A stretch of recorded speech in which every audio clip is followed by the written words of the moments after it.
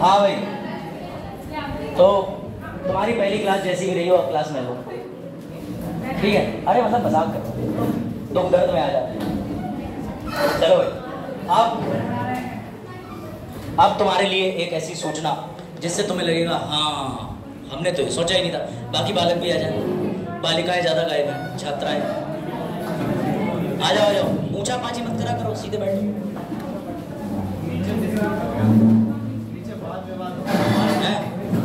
क्या चीज का?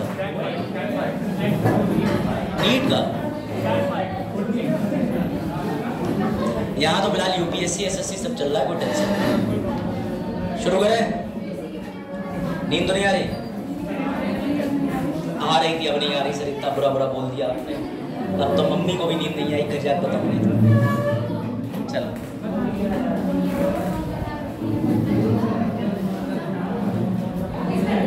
हाँ भाई, थोड़ी बहुत जगह इधर बनाए रखना, मैं ऐसे सर्प की तरह नहीं विसर्जित हो पाऊंगा, इंसान की तरह चल के जाऊंगा। कहाँ? उधर आए? कह रहा बिल्कुल मेरे पास आके सांस से सांस मिले तो मुझे अनुच्छेद आए। इतने करीब नहीं जा रहा मैं तुम्हारे, अभी बहुत कुछ है जीवन में मेरे। हाँ अच्छा, अरे तुम समझो यार, हंसी मजाक जरूरी जीवन में, वरना दुख तो 5 साल रह गए आईएएस की तैयारी में। 5 साल लगेंगे, देखो बुढ़ापा आ गया हमारा, 27 कागजों 25 साल। ठीक, तीसरा वाला इंपॉर्टेंट सर, आर्टिकल 20 आपने अभी पढ़ाया, उसमें पहला ये था कि अगर विधि नहीं तो सजा नहीं, दूसरा ये था कि एक ही व्यक्ति जो सुनील शेट्टी वाला तो पढ़ गए थे जल्दबाजी में, समझ गए? अब तुम्हारे मन में तो वो आ ही रहा है, चाहे तो कितना भी मुझसे क्योंकि वो डायलॉग ही ऐसा है। ठीक, तो भैया तुम जल्दबाजी में सुनील शेट्टी वाला पढ़ गए थे 20-2 कि एक ही सजा के लिए तुम्हें दो दो बार सजा नहीं होती। लेकिन सवाल ये है कि कोई भी अपराध के आरोपी को उसके खिलाफ गवाह नहीं बनाया जा सकता। सर हम इससे सहमत नहीं है। क्यों? तब करण ने पूछा narco test, DNA test, blood test, उल्टा पुलिस जब गाड़ी तेज चलाते हो तो तुम्हारे मुंह में फिर से ये घबरा गया, तुम्हारे मुंह में अब क्या मीडिया वाला नहीं, एक मीटर लाके कहती है सूंघो, बोलो आ, तो उसमें तुमने जो अल्कोहल अगर कंज्यूम करी है तो अल्कोहल का लेवल पता चल जाता है। तो सर अभी तो आप कह रहे हैं कि ऐसी चीजें आपके खिलाफ प्रयोग नहीं होगी, तो देखो मैंने, आ जाओ आराम से आ जाओ, बोले ट्रेन छूट गई, आराम से, भागने की जरूरत नहीं है, ईश्वर ने बहुत अच्छा चेहरा बनाया है सभी का, सपाट मत कर लेना पट्ट से, प्लास्टिक सर्जरी भी नहीं होगी, थोड़ा स्लो आओगे चलेगा, लेकिन आ जाओ, बैठ जाओ आराम से, सेटल हो।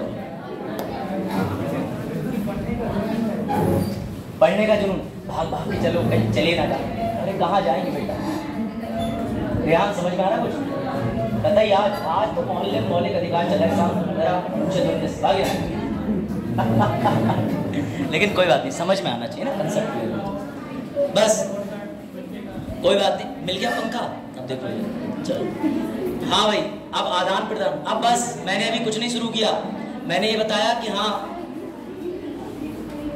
चलो, तो तुम्हें एक इंटरेस्टिंग किस्सा बताता हूँ। तुम्हारी ही तरह कर्नाटका विश्वविद्यालय के अंदर स्टूडेंट पढ़ रहे थे, पुलिस आई, पुलिस ने कर्नाटका स्टूडेंट के विश्वविद्यालयों से कहा कि तुम सबके सब ड्रग्स लेते हो, सबके सब ड्रग्स लेते हो, हमें खबर मिली है, चलो तुम्हें हम अरेस्ट करते हैं। वो समझदार, वो बोले पागल पुलिस वाले, बोले आर्टिकल 20(3) नहीं पढ़ा, अगर हम लिए भी हैं तो कह रहे हैं लिए हैं, बोलो लिए हैं ड्रग्स, नहीं देंगे तुम्हें अपना खून प्रूफ कर मिले कर लो। तब पुलिस वाले न्यायालय के पास गए और तब एक केस बनता है सेल्वी बनाम कर्नाटका राज्य। उस केस के नाम मतलब वो नोट्स में लिखा है, बस सुन लो, जरूरी होगा मैं बताऊंगा। उस केस में ये हेल्ड हुआ, विधि कितनी स्पष्टता से बच जाती है, तरीका समझो, चालाकी समझो। विधि ने कहा कि हमने जो भी तुमसे जानकारी मांगी है, डीएनए, आरएनए या तुम्हारा ब्लड या तुम्हारा सीमेन, कुछ भी मांगा है, हम वो साक्ष्य की गिनती में ले ही नहीं रहे, हम तो इन्फॉर्मेशन मांग रहे हैं तुमसे। नहीं समझे? फिर से समझो, यानी हमने तुमसे कहा अपना डीएनए देना, तो वो कोर्ट ने व्याख्या कितनी सरल कर दी, बोले इनसे इनका आधार कार्ड मांगने जैसा है कि तुम अपना डीएनए के लिए थोड़ा सा ब्लड दे दो। यानी सिर्फ और सिर्फ डीएनए के बेसिस पे, किसी फिंगरप्रिंट के बेसिस पे भी मैंने अपराधी साबित नहीं कर सकता, ये समझना। यानी कि मैं इनके फिंगरप्रिंट चाकू पे तो दिखाऊंगा, लेकिन 2 जिंदा वाले अगर गवाह हैं और उन्होंने कह दिया कि नहीं जी ये उस दिन वहां थे, ये आए नहीं थे, तो इनके फिंगरप्रिंट मैच हो गए, डीएनए मैच हो गया, ये गए जूतों के निशान मैच हो गए, तब भी इनके खिलाफ वो सबूत नहीं माने जाएंगे। ये सबसे बड़ी पावर है, जिंदा आदमी का सबूत जीत जाएगा। इसीलिए अभी हाल ही में अमित शाह जी ने जब जो विधि में परिवर्तन करा, 3 लॉ पढ़े, आपको पता है ना कि आपराधिक नियम और साक्ष्य अधिनियम वगैरह ये सब बदल दिए। अभी हाल ही में 3 नए बिल आए, नहीं पता तो मैं बता दे रहा हूँ। सरकार ने कहा, हाँ एग्जैक्टली जो आपकी बातें बैठ जाइए, इसका निस्तारण हो चुका है, उन्हें पता चल गया था। क्या शुभ नाम है आपका? हाँ देखा, अभिषेक है तो कुछ नया तो होगा ही।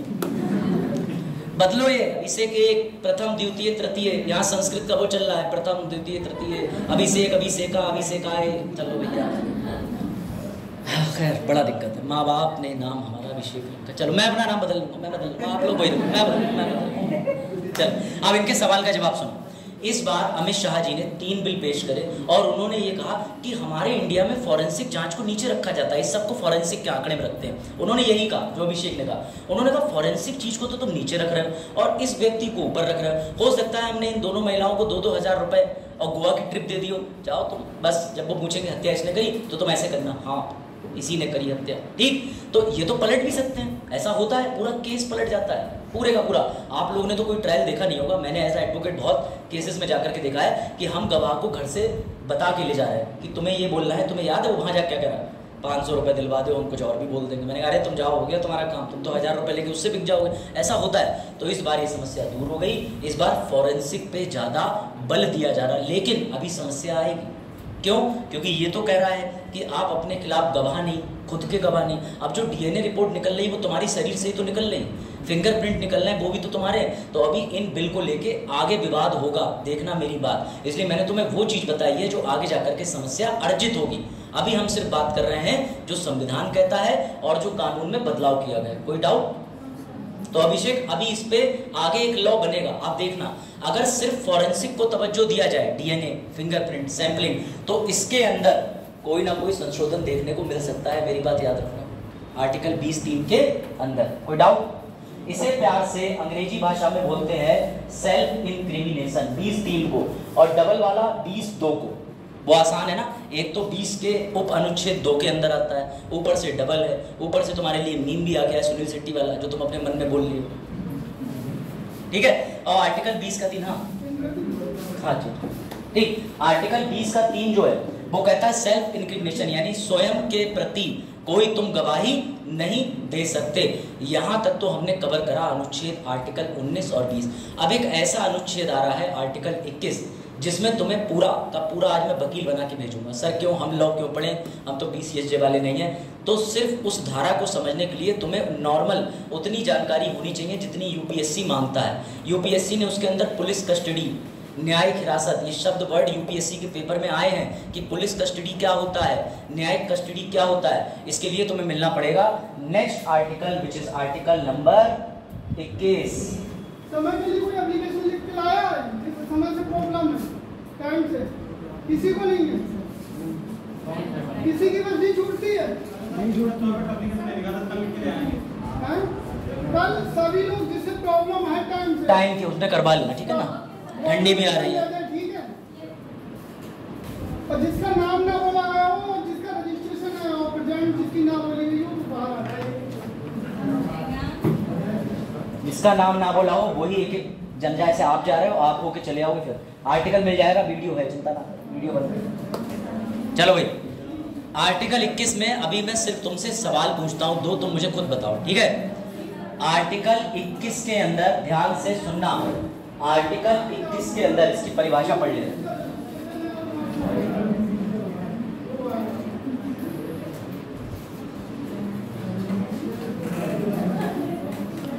चलो, और किसी को तो नहीं जाना बाहर? ये सब चीज़ें वैसे लेक्चर के बाद होनी चाहिए थी तो ज़्यादा बढ़िया रहता, लेकिन चलो डिस्टर्बेंस है। फिलहाल आर्टिकल 21 सुनो। आर्टिकल 21 ये कहता है कि कोई भी राज्य, जो लिखा हुआ है बेयर एक्ट में, वहाँ लिखा है नो स्टेट शैल कर्टेल या टेक किसी भी व्यक्ति का लाइफ और फ्रीडम। आर्टिकल 21 ये बात कहता है कि तुम्हारी स्वतंत्रता यानी तुम्हारा जीवन, लाइफ, और दूसरा तुम्हारी आज़ादी कभी कोई नहीं ले सकता। यदि ले सकता है तो सिर्फ विधि द्वारा स्थापित प्रक्रिया से। सवाल ये है कि ये विधि द्वारा स्थापित प्रक्रिया सर है क्या? बताओ, कोई बता सकता है? आर्टिकल 21 में लिखा है कि कोई भी राज्य, राज्य का मतलब समझ गए, आर्टिकल 12 जो लॉ बना रहा है, लॉ बना के ही तो मैं तुम्हारी आजादी छीनूंगा। लेकिन सवाल यह है, आर्टिकल 21 कह रहा है कि तुम्हें दैहिक यानी बॉडी, शरीर की आजादी है, और तुम्हारे शरीर के अंदर जो आत्मा है, जो तुम जान जी रहे हो, लाइफ, उसकी भी तुम्हें आजादी है।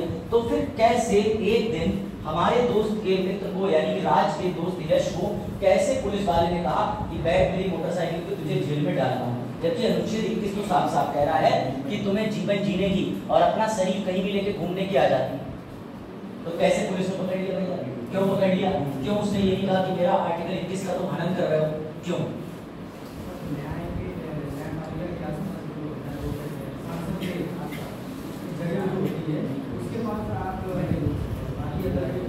वो अदर जगह घूम रहा है, मालूम घूम रहा है, यहाँ पे आसाम रोड चौराहे प्रोफेसर फिर से लिया है, आसाम रोड चौराहे तुम्हारे गन्ना कृषि के बाहर घूम रहा है, ठीक? आप पुलिस वाले आए, बोले बैठ मोटरसाइकिल पे ले गए, तो तुम्हें नहीं लगता आर्टिकल 21 भंग हो गया? कितने लोग सहमत हैं? क्या हुआ? इन्होंने कहा कि कुछ किया होगा।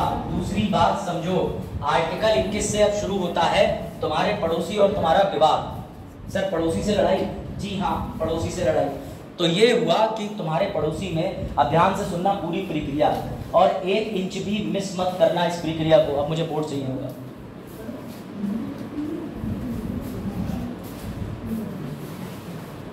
एक इंच भी इस प्रक्रिया को मिस मत करना, प्रोसेस को, वरना भूल जाओगे कि सर ने क्या पढ़ाया। ठीक है, लो जी आ गया बोर्ड, ध्यान से समझना। ये है, ठीक है, तगड़े भाई, मतलब बॉडी बिल्डर। बेटा प्रोटीन की कमी है, कोई बात नहीं, आप समझो, ध्यान से समझना। ऐसे आइकन, ये है आपके पड़ोसी और ये हो मासूम आप, ठीक है। आपका मुंह क्यों लटका है?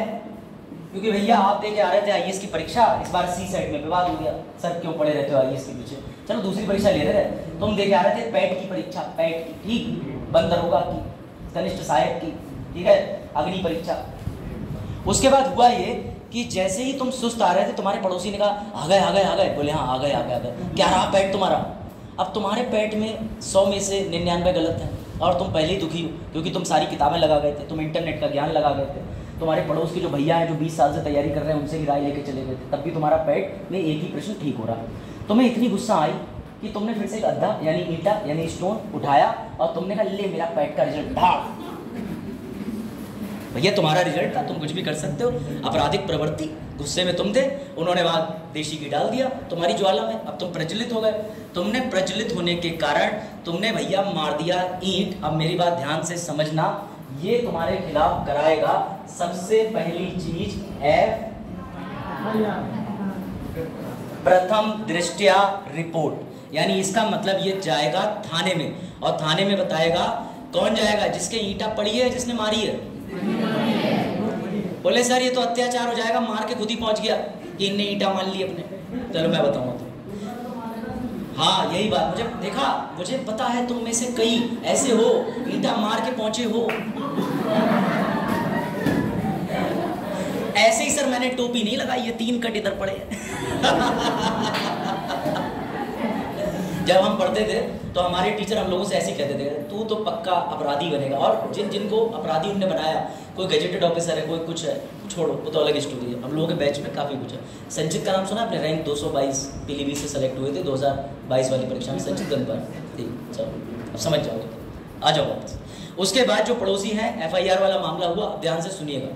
तो क्या हुआ कि जिसके सर पे ईंट लगी तो जिसकी फूट गई, वो अपना भैया सर लेके और भागा पुलिस वाले के पास, बोले मुझे बचा लो मुझे बचा लो, वो तो मार ही देगा, उनने कर दिया। तो जब भी पुलिस के पास प्रथम दृष्टया रिपोर्ट पहुंचती है तो जाकर के उससे पहले ये जो व्यक्ति है जब पुलिस के पास जाता है, इसे अंग्रेजी में एक वर्ड है, इसे कहते हैं कंप्लेनेंट। सुना है? शिकायतकर्ता। कई बार ये कागज में लिख के भी ले जाता है अपनी FIR, और कई बार ये पुलिस को जाके घटना बताता है। आप अपनी घटना पुलिस को मौखिक बता सकते हो, लिखित भी दे सकते हो। पुलिस उस घटना को लिखेगी, उस पर एक नंबर चढ़ाएगी, FIR नंबर बन जाएगा और तुम्हें एक कॉपी रिसीविंग दे देगी। ठीक, अब जब पुलिस ने इनको देखा तो पुलिस ने इन्हें देखने के बाद मामला संज्ञान में लिया, इनकी एफआईआर लिखी और एफआईआर लिखने के बाद पुलिस करती है विवेचना, इन्वेस्टिगेशन करती है कि नहीं बताओ। कुछ लड़कियां भी मालूम पड़ रही हैं पड़ोसियों पर मुकदमे वाली। चल अरे जोक समझो भाई, कोई तुम अपराधी थोड़ी। इन्वेस्टिगेशन, विवेचना, ध्यान से समझना। अब इस विवेचना के दौरान पुलिस वाले भैया को पता चला कि ये जो है ये अभी भी इसने ईंट रखी नहीं है, अभी भी इंतजार कर रहा है। पुलिस वाले आए, उन्हें भी दिखा रहा, दूर रही बैठ, क्योंकि इसका अभी दूसरे पेपर का एडमिट कार्ड भी डाउनलोड हो गया इतनी देर में। अभी और उससे में और कोई पूछेगा, सही है। तो पुलिस ने विवेचना के दौरान पाया कि इसने भैया अभी अपनी ईंट जमीन पर रखी नहीं है। अब पुलिस ने, ताकि ये समाज में और अपराध ना करे, यहाँ पर पुलिस चाहे तो इसका कर सकती है अरेस्ट। सर अरेस्ट का मतलब होता है हिंदी में हिरासत। सर अब तो पुलिस ने इसे हिरासत में ले लिया, अब तो पुलिस 24 घंटे इसके ऊपर लाठी तोड़ेगी और हो सकता है 3-4 दिन मारे। मेरी बात समझना, ये ट्विस्ट आ रहा है। यहाँ पर पुलिस को आर्टिकल 21 का थोड़ा हनन करने की आज़ादी दी है कि तुम किसी की लाइफ और बॉडी तो उठा के ले जाओगे, लेकिन सिर्फ 24 घंटे के लिए। यानी पुलिस इस परिस्थिति में कंप्लेंट, एफआईआर, विवेचना, पुलिस को लगा कि ये अपराधी अभी शांत नहीं बैठा है, ये कर सकता है अपराध दोबारा, तो पुलिस ने अपनी जांच करी और जांच में भैया पुलिस अरेस्ट करके ले गई तुम्हें हिरासत में। लेकिन जैसे ही 24 घंटे पूरे होंगे पुलिस को तुम्हें ले जाना पड़ेगा मजिस्ट्रेट के पास। ये चीज यहां तक क्लियर हुई। सर हमने तो देखा है ना, पुलिस हमारे इलाके की बहुत बुद्धिमान है। पुलिस सर शुक्रवार की शाम को उठाती है और पूरे दिन शनिवार को रखती है, इतवार को आप कह रहे हो मजिस्ट्रेट के पास ले जाए, इतवार को कोर्ट बंद होता है, फिर वो और मार के सोमवार को ले जाती है, समझे। इसीलिए पुलिस वाले अपनी मोटरसाइकिल पे शुक्रवार, क्या हुआ रागनी, आ जाओ तो फिर। हाँ बताओ क्या हो गया। बस इतनी बात। बाकी लोगों के लिए एक सवाल, पुलिस कितने घंटे के लिए रख सकती है? ये आप ही तो हाँ बुक्स लेने दो। चलो वापस आओ इधर। तुम लोग इधर। वो सुलोचन पता नहीं हाथ में लेंगे, वो मजा ही आ गया। क्या हो गया तुम्हें? पसीना पूछ रहे, पसीना पूछते 3 बार राउंड मान लिया मेरी तरह। मेरे घर पे जब तुम लोग कभी में से कोई आ गया, अपने पिता से मिलवाओ। मेरे पिताजी ने मुझ पे आरोप लगाया था 2 साल पहले, तुम्हारे होंठ काले हो रहे, तुम सिगरेट पीते हो। मैंने कहा ये पिता पुत्र का सवाल है या तुमने मुझे देख लिया? अब पापा हैरत में कि भाई लड़का इतना कॉन्फिडेंट। मैंने पिताजी नहीं पीता हूँ। पिताजी बोले, फिर मैंने सवाल पूछा जो कि मम्मी ने पूछा पापा से। मैंने कहा ये उस दुकान पे क्या कर रहे थे? तुमने तो मुझे पान के पत्ते पूजा के लिए लेने के लिए भेजा था, ये आदमी वहाँ क्या कर रहा था? फिर मम्मी उनसे, पीते हो क्या? अब पापा अपने होंठ छुपा रहा है वैसलीन लगा के, समझे। तो ऐसे रिश्ते चलते रहते हैं। अरे तुम्हारा ये कबर्ड हो गया, चलो कोई बात नहीं, इसका भी तरीका है। आ जाओ। तो भैया जब पुलिस ने हिरासत में रखा, अरेस्ट करा, तो पुलिस 24 घंटे तुम्हें रखती है, जिसमें पुलिस के पास बहुत तेरा दिमाग है। शुक्रवार की शाम उठाया, शनिवार को उसने तुम्हारे साथ पिक्चर देखी गदर 2, और उसके बाद तुम्हें बनाया उसने जवान, और अगले दिन तुम्हें इतवार को सही सलामत ऐसी हालत में पहुंचा दिया। ठीक, तुम खड़े भी नहीं हो पा रहे और तुमसे पुलिस वाले कह रहे हैं ऐसे ही तो मिला था हमें शाम को, हम तो उठा के ले आए, कहते हैं ना पुलिस वाले। अब सुनो, इसमें भी एक समस्या है। सरकार, न्यायालय को पता था कि पुलिस वाले अपराधी के साथ ना जान माल और हड्डी का खतरा बना रहता है, इसलिए न्यायालय भी बहुत समझदार है। उसने कह दिया पकड़ने के तुरंत बाद इस व्यक्ति का कराओगे मेडिकल, ताकि अगर इसका सिर फटा हुआ था ईंटे की वजह से या इसने किसी को मारा था, उसने भी इसे कोई चोट दी, सबकी पुष्टि हो जाए। पता चले तुमने इसे लट्ठे लेके, बोल तू नहीं मारा था, बोल तू नहीं मारा था, तुम ही सर फोड़ दो, यारो पुलिस वालों पे लगते हैं। तो इस वजह से न्यायालय ने कह रखा है जैसे तुम उसे पकड़ोगे, अगर उसके कोई चोट है या वो चोट की तरफ से दूसरी दोनों पक्षों में आपसी लड़ाई हुई है तो तुम्हें मेडिकल कराना होगा। अब पुलिस मेडिकल कराती है। कई बार पुलिस सोचती है मेडिकल से बचने के चक्कर में अरे मेडिकल ना कराओ, तो वो मजिस्ट्रेट के सामने ले जाती है। अब जब मजिस्ट्रेट के सामने ले जाते हैं तो मजिस्ट्रेट के सामने 2 लोग खड़े होते हैं। पहला, इतनी देर में जो व्यक्ति ये है जो ईंट लेके घूम रहा है, इसका वकील यानी डिफेंस लॉयर, और जिसके ईंट पड़ी है उसका वकील प्रोसिक्यूशन। अगर तुम्हें ये वर्ड समझ में नहीं आ रहा तो मैं बता दे रहा हूं, जिसने ईंट मारी थी वो अपना बचाव करेगा तो वो डिफेंस करेगा, उसका वकील कहलाएगा डिफेंस लॉयर। जिसके उपहति हुई है, चोट लगी है, वो प्रोसिक्यूशन है, बेचारा पीड़ित है तो पीड़ित को प्रोसिक्यूशन पक्ष कहते हैं, वो अपना वकील लेके आएगा। अब दोनों वकील खड़े होंगे, हम आरोपी को पेश करेंगे, दूसरी पार्टी का व्यक्ति भी अपने पट्टी बांध के आया होगा जिसके चोट लगी है, दोनों खड़े होंगे, जज साहब बिस्किट खा रहे होंगे। हाँ सुनेंगे 10 मिनट बाद सुनेंगे, आ जाओ चलता है। न्यायालय नहीं गए क्या तुम लोग? पिक्चर वाला न्यायालय तो नहीं समझ रहे हो तुम? ये बड़ा अच्छे से दलील और गवाहों के चलते हुए बिच्छू काटने की सजा में 20 साल आरोपी बनाते हैं, ऐसा कुछ नहीं होता। जो तुम्हें टीवी में दिखता है ना वो सुप्रीम कोर्ट में तब भी चलता है, बाकी लोअर डिस्ट्रिक्ट में तो तुम जाओगे तो तुम बस जाओगे और दोबारा जाओगे ही नहीं। वापस आओ फिर से। हाँ क्या हुआ अभी से? कोई बोल रहा है कुछ? हाँ अच्छा चलो, इनका व्यक्तिगत कुछ बता रहे हैं, इन्होंने किसी सुना होगा ऐसा। चलो अब ध्यान से सुनो भैया, दोनों वकील यहाँ पर मिलके एक चीज कहेंगे। प्रोसिक्यूशन जो पीड़ित है वो वाला वकील क्या कहेगा? बहुत बुरा आदमी है ये सबके ईंट मारता घूमता है, आज से 4 साल पहले इसने मेरे कुत्ते के बच्चे की भी ईंट मारी थी और इसने पड़ोसी के दूसरे के भी ईंट मारी थी। यानी वो कुल मिला के ये कहेगा कि इसे सजा मिलनी चाहिए। अब जो आरोपी है जिसने पत्थर मारा है उसका वकील क्या कहेगा? तुमने उसकी संवेदनाएं भंग ही क्यों करी? जब वो पैट का पेपर दे के आ रहा था, मोबाइल स्विच ऑफ था, मुंह डाउन था, तो बच्चा था निकल जाने देते। तुम भी बार बार कह रहे थे बताओ बताओ बताओ पैट का रिजल्ट बता कितने परसेंटाइल है, बता नहीं हुआ ना तेरा करिस साहब में, मेरे लौंडे का हो गया। सुना है ना शर्मा जी का लड़का? हाँ सर ये तो हमें चल। तो भैया सुनो, अब दोनों वकील पक्ष आपस में क्या मांगेंगे? एक कहेगा इसको रिहा कर दो, एक कहेगा इसको बंदी रख दो। ऐसे में पुलिस की तरफ देखते हैं जज साहब। तब पुलिस क्या कहती है? बस ये जुर्म कबूलने वाला था, वो तो 24 घंटे वाला रूल आ गया। अगर आप हमें सिर्फ 14 दिन 15 दिन की रिमांड में और दे दो तो साहब हम इससे सब कबूलवा लेंगे। और तो और इसने ऐसी ऐसी बातें बताई जो हमारे लिए बड़ा रेलिवेंट है। तब जज को लगेगा कि हाँ यार ये पुलिस हिरासत मांग रहा है, हो सकता है पुलिस कोई साक्ष्य निकाल ले। नमस्कार सर, कोई मैसेज देना बच्चों में? हाँ सुन लो।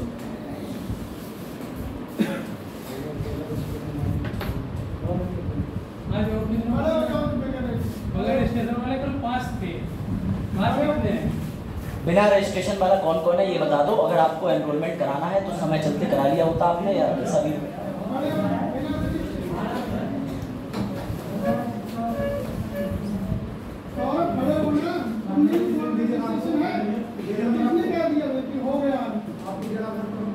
देने का मतलब नहीं होता है, नहीं है तो नहीं है, बताओ नहीं है। हमने दे दिया था तो इन्होंने नहीं कर दिया, ये समाज कल्याण अधिकारी थोड़ी है।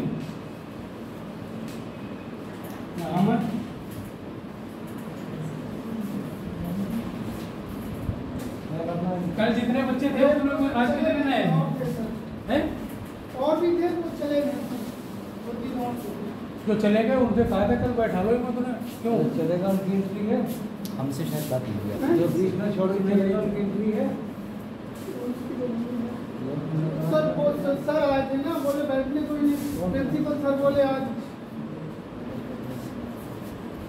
पढ़ लो भैया, रजिस्ट्रेशन ना करा लो, नहीं तो बैठने को नहीं मिलेगा 2 दिन बाद। मंडे से किसी की बगैर रजिस्ट्रेशन वाले की एंट्री नहीं है, सुन लीजिए। और रजिस्ट्रेशन होंगे नहीं, और नया रजिस्ट्रेशन अब कोई अलाउ है नहीं, ना किसी की एप्लीकेशन एक्सेप्ट होगी अब न्यू।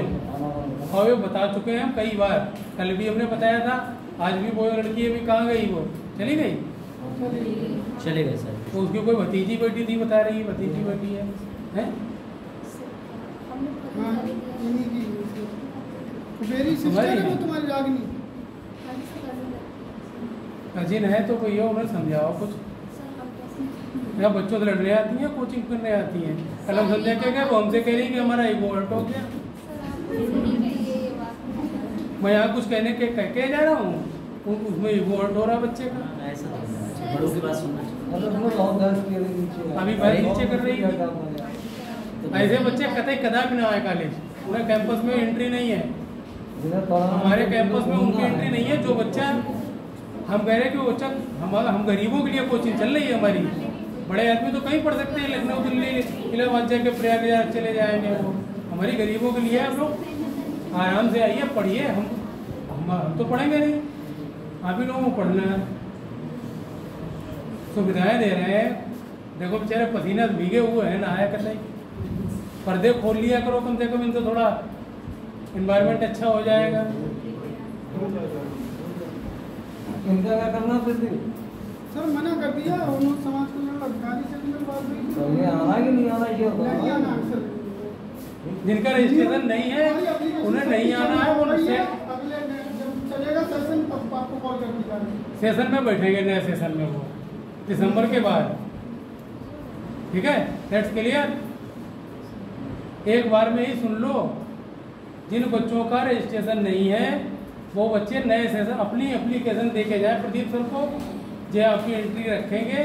जब आपको सेशन अगला सेशन लगेगा तो उसमें आपको मौका दिया जाएगा। सबसे पहले यारी दोस्ती होगी नहीं, आप खुद ही चल वरना क्या। यारी दोस्ती कल ही मना करके गए थे कि उनने कही अरे बड़ा अच्छा काम चल रहा है वहाँ, तो चलो तुम भी आ जाना कल सवेरे, एंट्री ऐसे हो जाती है।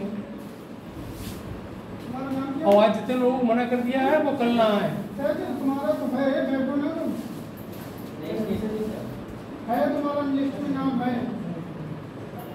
तुम्हारा है तो तुम बैठ जाओ, और बाकी नहीं है जो आज पढ़ लो और कल सवेरे मत आना।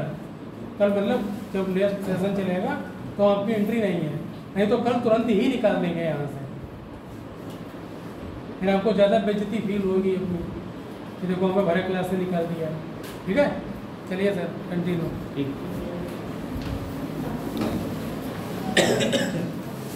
चलो भाई क्लास शुरू करें वापस। जिन लोगों का रजिस्ट्रेशन नहीं है ना, एक बार इस संबंध में मेरी बात सुनो ध्यान से। जितने बच्चे पढ़ने में इंटरेस्टेड हैं और सीरियस है, रेगुलर आ सकते हैं। उनमें से ऐसे नहीं कि जो रेगुलर नहीं आ पाए, वो एक बार ऑफिस में आप बात कर लो, वहाँ पे आपको रजिस्ट्रेशन अलाउ कर देंगे। ठीक है, मैं तो वैसे इस चीज़ को वैल्यू नहीं देता कि कोई आया नहीं आया, लेकिन हाँ क्लास के डिसिप्लिन के लिए ये भी ज़रूरी है कि बच्चों का डेली रिकॉर्ड बनाया जा रहा है। तो आप एक बार DSW सर से बात कर लीजिएगा पीलीभीत में या जैसा भी कुछ ऑफिस में, तो आप ले लीजिएगा अगर आपको रेगुलर बैच करना है। ठीक है, कोई इशू नहीं है, आप बात कर लेंगे उनसे। तो कॉलेज वाले भी फिर आपको कुछ नहीं कहेंगे, वहाँ से आप एंट्री करा ले दो। ठीक है, चलो वापस आ जाओ टॉपिक पे। इस बारे में क्लास के बाद बात करेंगे, टेंशन निकालो, वापस आ जाओ। तो फिर से स्टोरी में रिपीट कर दे रहा हूँ। ठीक है, ईंटा पत्थर वैसे ही चल रहे थे, वापस आ जा। चलो, बेचारे आगे वाले बालक कह रहे हैं अब हमें उद्देश्य मिल गया है, ईंटें उठा सकते हैं।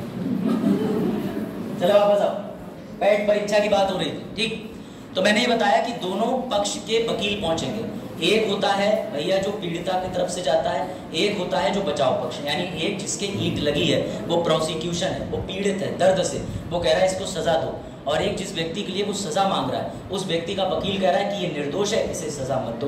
बीच में पुलिस की एंट्री होती है। पुलिस कहती है जी बस हम तो जानकारी निकलवाने वाले थे, वो जो बीच में संडे आ गया और हम इसे न्यायालय तक ला ही रहे थे, ये बस कबूल ही रहा था। तब तक हम कितने अच्छे हैं, हमने इसे 24 घंटे के अंदर ला दिया, ये रहा मेडिकल। तब जज को लगता है कि हाँ यार पुलिस की बात ठीक है। तब ऐसे में न्यायालय कोर्ट जो न्यायालय है वो पुलिस हिरासत मैक्सिमम 15 दिन तक अलाउ कर सकता है। मेरी बात समझना, तब वो दोषी को जिसके ऊपर आरोप लगाया है उसे मैक्सिमम 15 दिन तक हिरासत में भेज सकता है। साथ ही पुलिस को निर्देश देगा, साथ ही जज साहब पुलिस को निर्देश देंगे कि तुम इस दिन इस टाइम पीरियड में 15 दिन के इसकी चार्जशीट दाखिल करो, इस पे जो अपराध है उसकी विवेचना पूरी करके रिपोर्ट लगाओ। कोई डाउट? अगर जज साहब को उल्टा लगा कि पुलिस के पास भेज दिया तो पुलिस इससे बड़ा अच्छा व्यवहार करेगी, इसका इंस्टाग्राम अकाउंट बनाएगी, इसके साथ रील बनाएगी, इसे पनीर खिलाएगी, करती यही सब तो करती है ना पुलिस। कहो हाँ ना, ऐसे ना हाँ, ठीक है। तो अगर न्यायालय को ये सब डर है तो जज साहब इसे जुडिशियल कस्टडी में भेज देंगे, विच इज कॉल्ड न्यायिक हिरासत। और ये जो न्यायिक हिरासत होती है ये भी 60 दिन की होती है और 90 दिन, 60 दिन से अधिकतम 90 दिन तक न्यायिक हिरासत। सर ये न्यायिक हिरासत क्या होती है आज तुम्हें समझ में आ जाएगी। चौकी पे गए हो कभी, पुलिस चौकी पे वैसे भी घूमने, रिश्तेदार भैया तो होगा ना, नहीं सर हमने कोई अपराध नहीं करा, अपराध नहीं वैसे भी गए होगे। चौकी पे और भी काम होते हैं, पासपोर्ट बनता है, वेरिफिकेशन होता है, कैरेक्टर सर्टिफिकेट होता है, नौकरी लगेगी। तो अगर कभी चौकी पे जाओगे तो एक चौकी वालों की खुद की सेल होती है, सेल का मतलब जेल। तो वो जो जेल होती है ना उसे बोलते हैं ये वाला, ये हिरासत। ये याद रखेगी पुलिस 15 दिन से ऊपर नहीं रख सकती, कुछ भी हो जाए। लेकिन अगर न्यायिक हिरासत की बात होगी तो न्यायिक हिरासत है जैसे पीलीभीत में बना हुआ जिला कारागार। वो जिला कारागार के अंदर पुलिस होती है, लेकिन वो वाली पुलिस नहीं होती जो तुम्हारे अपराध की विवेचना कर रही है। वहां पे मैटर अलग होता है। बरेली के अंदर भी जिला कारावास बना हुआ है, दिल्ली का तिहाड़ जेल, ये सब न्यायिक हिरासत के लिए बने, जहाँ पे कैदी 60 से 90 दिन के लिए रखा जाता है और इस बीच में उस पर मुकदमा चलता है। जज साहब ने अगर आरोप सिद्ध कर दिए, उनके पास मुकदमे का फाइनल सब कुछ आ गया, तब जज साहब सजा सुनाते हैं। तो फिर सवाल ये है कि जैसे किसी आरोपी को 10 साल सजा सुनाई, तो क्या ये 60 दिन उसके घटेंगे? नहीं, उसके 10 साल सजा वाले दिन से शुरू होंगे। ये याद रखना, ये 60 और 90 दिन घटते नहीं है। बात समझे या नहीं? तो सर अभी आपने जो पूरी प्रक्रिया बताई, यहाँ से लेके और यहाँ तक, बेटा मुबारक हो, 1 इंच भी मिस मत करना। दिस इज कॉल्ड आर्टिकल 21 का विधि द्वारा स्थापित प्रक्रिया।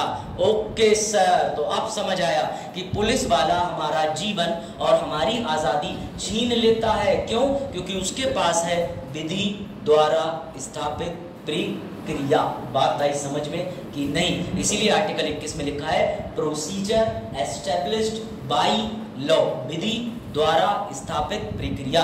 अगर इसी में पुलिस वाले ने किसी कंप्लेंट या FIR नहीं लिखी, झूठा मामला बनाया, तो तुरंत ही तुम जा सकते हो हाई कोर्ट या सुप्रीम कोर्ट। अनुच्छेद 32, अनुच्छेद 226 जो हाई कोर्ट जाने की अनुमति देता है, वहां जाके एक रिट डालोगे। उस रिट का नाम अंग्रेजी में हबियस कॉर्पस, हिंदी में बंदी प्रत्यक्षीकरण। उसको डालने के बाद तुम कहोगे हाई कोर्ट या सुप्रीम कोर्ट से कि पुलिस जबरदस्ती उठा के ले गई है, कोई मामला बन नहीं रहा, तब ऐसे में न्यायालय डांटता है और पुलिस तुम्हारे व्यक्ति को 24 घंटे के अंदर वापस करती है। ये भी होता है। बात आई समझ में? क्लियर हुआ? सर पुलिस रिमांड क्या होता है? रिमांड बेटा, रिमांड ये होता है जो पुलिस मांग रही है 15 दिन के लिए। पुलिस ने तुम्हें सबसे पहली बार किया वो अरेस्ट, 15 दिन के लिए रखा, उसे कहते हैं पुलिस कस्टडी। रिमांड क्या होती है? इसे रिमांड भी कहते हैं। जब न्यायालय पुलिस के पास ना भेज के जिला कारागार भेज दे तो वो जुडिशियल कस्टडी कहलाता है। कोई डाउट? तो आर्टिकल 21 के अंदर तुमने सीखा कि तुम्हें जीवन की और अपने शरीर को कहीं लेके घूमने की आज़ादी है, पर वो आज़ादी तुमसे छीनी जा सकती है विधि द्वारा स्थापित प्रक्रिया के जरिए। कोई डाउट? अब तुम्हें मजा आने वाला है, और ऐसा मजा कि उसी मजे मजे में क्लास खत्म होगी और जोक भी बनेंगे बहुत जबरदस्त। हाँ हाँ, पूछो पूछो। उसे अगर मान लीजिए वो कोई छोटी चौकी है, जैसे आप सुनगढ़ी और कोतवाली देख लो, इनके पास सेल में ऑलरेडी अपराधी हैं, तो भैया सुनगढ़ी शिफ्ट कर देंगे उस जिले के पास। लेकिन सुनगढ़ी के अंदर वो जेल नहीं खोली जाएगी, वो तो भाई पुलिस का अपना एक कारागार है, बात खत्म। उसे सेल बोलते हैं, CELL। इतना समझ लो, वो जेल नहीं होती। जेल वो होती है जिसमें जज साहब भेजेंगे। क्लियर हुआ? कोई डाउट? अरे लॉयर से ये सब सीख रहे भाई, तो हमने ये सब प्रैक्टिकल करे हैं, जेल नहीं गए हैं, छुड़वाए हैं। सर बोले जेल भी गए हो? नहीं, अभी मौका नहीं आया, ना आए हैं?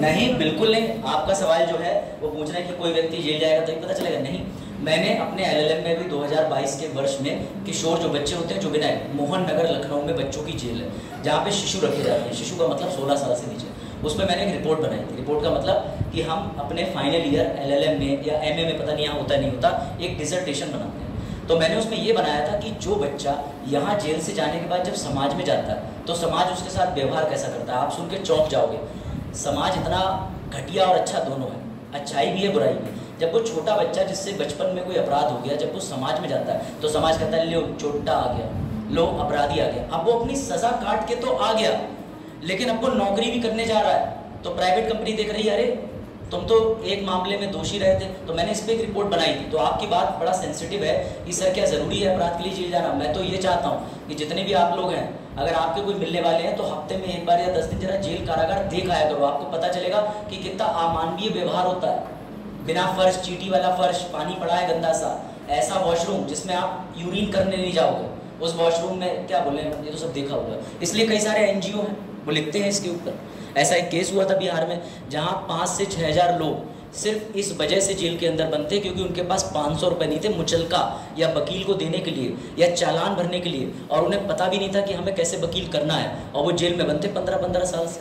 उन्हें छुटाया गया। बड़ा लैंडमार्क केस है ये, इसको कहते हैं बिहार बंधुआ मुक्त आंदोलन करके एक केस था, पढ़ना तो सब बताऊंगा। आगे बढ़े? कोई डाउट? हाँ हाँ नूरी पूछो।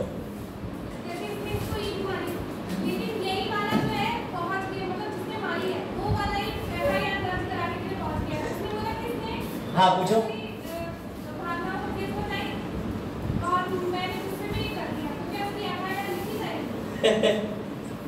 चलो भाई, अब ऐसे आपको लॉयर बनना चाहिए, कहना नहीं चाहिए मुझे ऑन कैमरा, लेकिन कई बार एडवोकेट अपने सेल्फ इंटरेस्ट के लिए आ जाते हैं।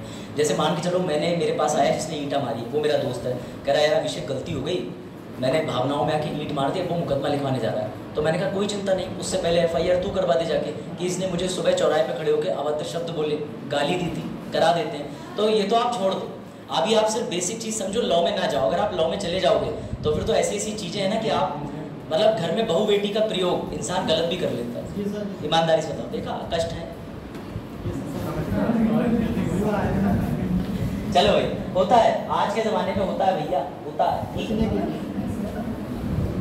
अब तुम्हें एक चीज़ समझ आई होगी, मैं तुम्हें समझाता हूँ। अभी हाल ही में अखबार में, इसमें देख मेरा, मैं बोल देता हूँ।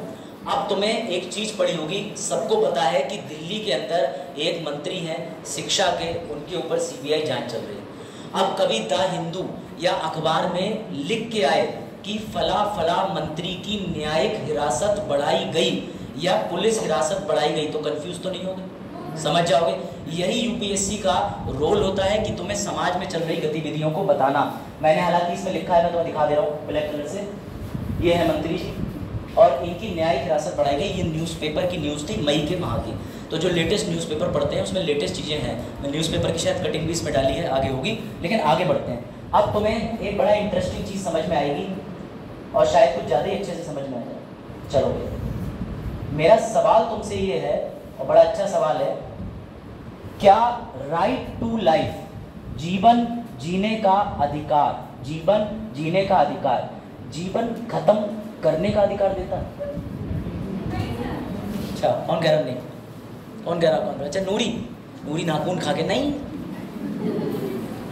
तुम काहे देख रहे हो? तुम भी नाखून है, 10 खा लो, 10 खकाई। हाँ, कोई और नाखून चबाने वाला? हाँ, बहुत सारे देशों में, पर अपने यहाँ नहीं है। आधी जानकारी। और कोई? अब तुम्हें सास बहू के किस्से मिलेंगे सुनने को। अब इस लेक्चर में तुम्हें आनंद आएगा। ठीक, तो भैया तैयार हो जाओ, जवान रिजल्ट देखने के बाद अभिषेक, ठीक है भैया। लेक्चर सेकंड है ना, अभिषेक 2.0, यहाँ 3 बन गए, वो भी अभिषेक देख रहे हैं। इधर भी अभिषेक है क्या वो?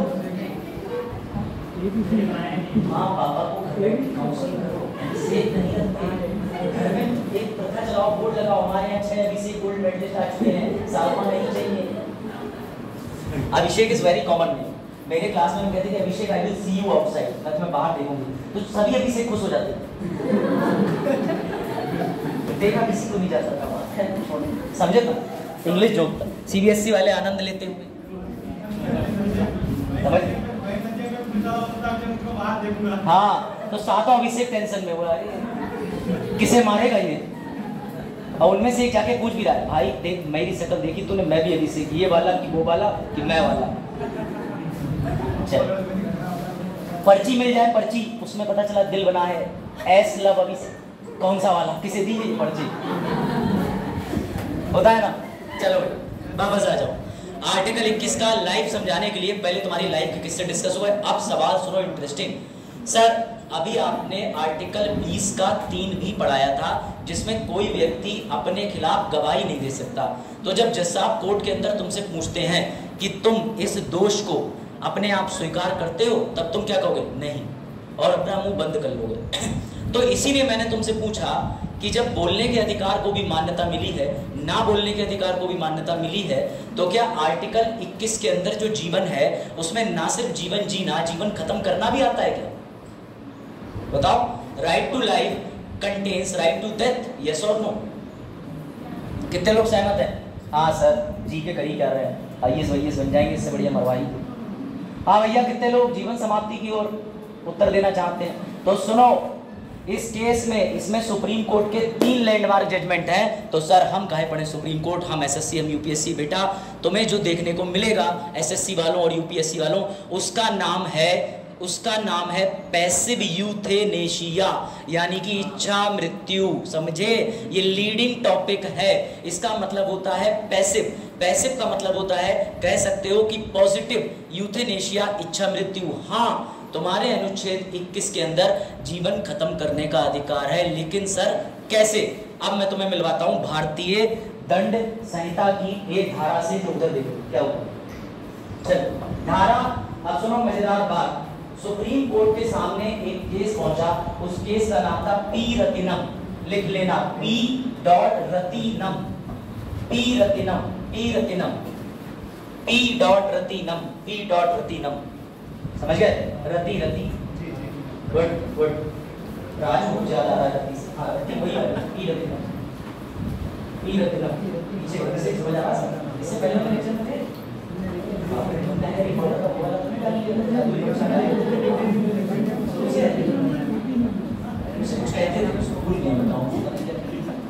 चलो भाई, तो पी रतिनम का केस सुनो और लिखो एक धारा, लिखो धारा 309 आईपीसी, धारा 309।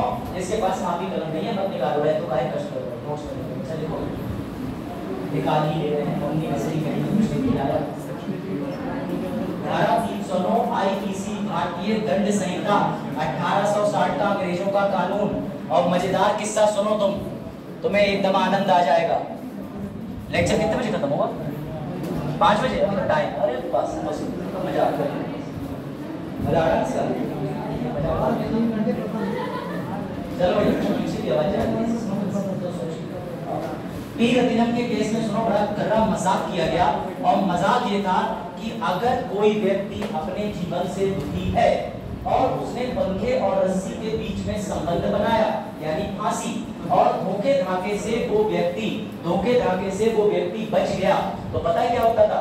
उसे तुरंत इस बात के लिए पुलिस उठा के ले जाती थी कि तुमने अपने शरीर को खत्म करने का प्रयास करा, अब तुम 7 साल जेल में रहोगे। वो कह रहा था इससे बढ़िया तुम मर जाओ।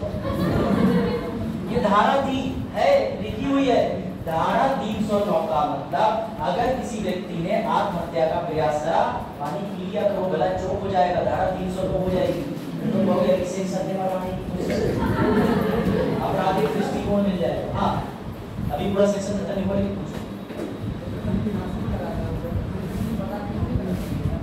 नहीं आप समझेंगे वो बात आपकी ठीक है, लेकिन मैंने यही कहा कि सुप्रीम कोर्ट से गलती हो गई, मैं गलती का भी सुधार की ओर बढ़ रहा हूँ। आप ये ट्रेन के आगे आ गए, ट्रेन में बैठो, उधर नहीं बताओ, ले आजा। एक बोले पहला पहिया चल गया, कोई बात नहीं, मैं बता रहा हूँ। देखो एंजॉय करो। मैं अभी सिर्फ 6 महीने उधर से इधर आया, मेरा हाल ही में तबादला हुआ है। मतलब पहले मैं स्टूडेंट ही था, अभी दिसंबर 2022 तक, तो 6-7 महीने में मैं उम्मीद करता था कि टीचर बड़ा जुड़ाव महसूस करे, और इन्हीं कमियों के चलते मैंने पढ़ाई में थोड़े एक्सपेरिमेंट करे। मुझे नहीं पता कि तुम्हें बुरा लग रहा है, अच्छा लग रहा है, लेकिन तुम्हें मजा आ रहा है तो मुझे भी मजा आ रहा है। और हमारे वहाँ टीचर आते थे, open page number 21, article 21, procedure, there was a case of A K. Gopalan, Maneka Gandhi, I was like चले जाओ, चलो ठीक है, ऐसा होता था। चलो ये होता, मैं अपने मन की बात बता रहा हूँ। मैं 2.5 लाख के आदमी को भगा नहीं देता था, भैया प्रोफेसर साहब इसे रस्टिकेट करते। अब पी रतिनम के केस में एक मजाक, इस धारा को इस बेसिस पे चैलेंज कर दिया कि आर्टिकल 21 कहता है जीवन जीने का अधिकार, तो हमें जीवन खत्म करने का भी अधिकार है। अब सुप्रीम कोर्ट से गलती हो गई, सुप्रीम कोर्ट ने कह दिया बात तो बिल्कुल सही है। जब अपने खिलाफ गवाही देने की बारी आती है तो तुम चुप रह के अपना बचाव भी कर सकते हो और बोल भी सकते हो। जब तुम वहां पर पॉजिटिव नेगेटिव बोल जाओ चाहे चुप हो जाओ, दोनों तुम्हें अलाउड है। तो पी रतिनम के केस में सुप्रीम कोर्ट ने कह दिया हाँ जी बिल्कुल ठीक, धारा 309 गलत है और कोई व्यक्ति जो अपना जीवन जी रहा है खत्म कर सकता है। अब इस पी रतिनम के केस की गांठ बांध ली और ठीक इसी केस के 2 साल बाद एक दूसरा केस आया, ज्ञान कौर केस। लिखो ज्ञान कौर केस, ज्ञान कौर केस, ज्ञान कौर। अब इसमें तो मजा आएगा और इनकी बड़ी बात से ये जब वो बचाएंगे मुझे पता थोड़ी सी उसका टाइम आप दिक्कत क्या दिक्कत बताओ। हाँ बिल्कुल कर सकता है रुस्तम वाली मूवी, बस तुम्हारे पता मुझे कहाँ से सोच के लाया। अभी 6 महीने मेरा तबादला। हाँ क्या शुभ नाम था? राजीव कुमार, मजा आ रहा है? राजीव मेरा नाम याद नहीं पता। हाँ भैया इधर आगे, मुझे पता है तुम लोग नटखट चिकन सब खा रहे हो, खाते हो, दुकान लेके चलते। बोले हाथ डाला, एक के मुंह में खाली पन्नी आ गई चिंगम, अरे वो तो मैं ही खा। तो ऐसा मत करना। सुनो, ज्ञान कौर के केस में सास बहू का घर का कलेश, बहू जो थी उसने पंखे पे रस्सी डाली। सर आपकी कंडीशन में सब पंखे और रस्सी पे ही क्यों बन रहे हैं मुझे नहीं पता भैया, मैं कोटा होके नहीं आया, समझ लो ना, Kota suicide capital of India. चलो ध्यान से सुनना, ज्ञान कौर के केस में जो बहू थी, बताइए रोल नंबर क्या है, नाम लिखना है, ठीक है अपना, यूपीएससी इधर है, ठीक है, दे दीजिए लिस्ट, चला दीजिए। क्या चीज? अच्छा अच्छा, हाँ दे दीजिए, वो लिखते रहेंगे सब, अभी टाइम भी है, ईमानदारी से लिख लेना ताकि बाद में समझ। आप सुनो, ज्ञान कौर के केस में बड़ा रोचक किस्सा हुआ। ज्ञान कौर के केस में ये हुआ कि पी रतिनम वाले केस में सुप्रीम कोर्ट ने कह दिया जीवन तुम्हारा, चाहे तुम रखो चाहे तुम खत्म करो। ये पहले कहा था, क्या हुआ? ज्ञान कौर का केस सबके सन नोट्स में है, अभी बस एंजॉय करो। ज्ञान कौर का केस आया रतिनम के 2 साल बाद, और आप वकील का दिमाग समझे, सास की साजिश समझे। भैया उनकी जो पुत्र वधू थी, ठीक, उसने पंखे से रस्सी टांगी और उसने भैया अपना गला टांगा और मर गई। उसके बाद एक धारा है डोमेस्टिक वायलेंस डीबी एक्ट, एक अधिनियम है, उसमें कहते हैं कि घरेलू हिंसा का मामला चढ़ा। भैया पूरा उनके तरीके से एफआईआर चढ़ गई उनके ऊपर। जब वो पहुंची तो सुनो ध्यान से, उन्होंने क्या हुआ, मैं मुझसे पूछूं, मैं पैसे मैं ले रहा हूँ, मुझसे बात करो। चलो उनके केस में सुनो इंटरेस्टिंग चीज, जब सुप्रीम कोर्ट ये मामला पहुंचा तब ज्ञान कौर जो सास है फिर आवाज आने लगी, क्या हुआ, बातें ना करो डर दे। तब ज्ञान कौर के केस में सुप्रीम कोर्ट मामला पहुंचा, तब सुप्रीम कोर्ट ने पूछा क्यों जी आपने बहू को क्यों मार दिया? बोले अरे सुप्रीम कोर्ट साहब आप समझ ही नहीं रहे। बोले क्या? मैं तो उसका मौलिक अधिकार उसे पालन करने के लिए प्रेरित कर रही थी। मैंने कहा तुझे आर्टिकल 21 में जीवन का अधिकार है, जीवन खत्म करने का है। वो बोली माँ जी मैं पंखे पे लटक जाऊं। मैंने कहा तेरा मौलिक अधिकार है, मैंने पंखे का स्विच बंद कर दिया, बढ़िया वाली रस्सी दे दी, वो मर गई, इसमें मैं क्यों अपराधी हूँ? बात समझे? Turning point. तब सुप्रीम कोर्ट को लगा यार बहुत बड़ी गलती हो गई। क्यों? क्योंकि इस वजह से तो इस तरीके के जितने मामले आएंगे उसमें जितनी भी सास है ससुर है वो तो ये कहेंगे इसका मौलिक अधिकार था, ये तो टंगी पंखे पे, हमसे थोड़ी पूछा, हमने तो उल्टा पंखा बंद कर दिया। बहुत सही से लटकना, ना लटक रही हो बंस मोड़, फिर से नहीं सही लटक रही हो थ्राइस मोड़, समझ रहे हो?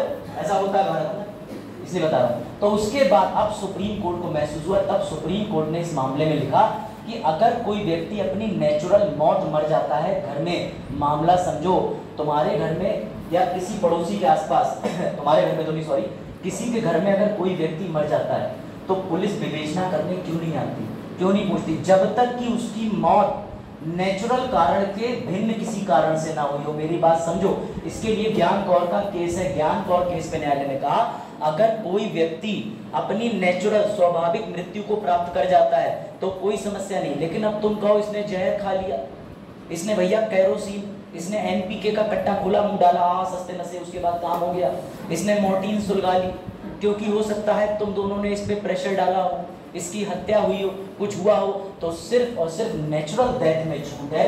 वरना कोई बच्चा किसी घर में मर जाता है तो पुलिस बाकायदा विवेचना करती है और पोस्टमार्टम होता है, तुरंत ही जो भी नियर बाई मजिस्ट्रेट है वो आता है, पंचनामा करवाता है। बात आई समझ में या नहीं?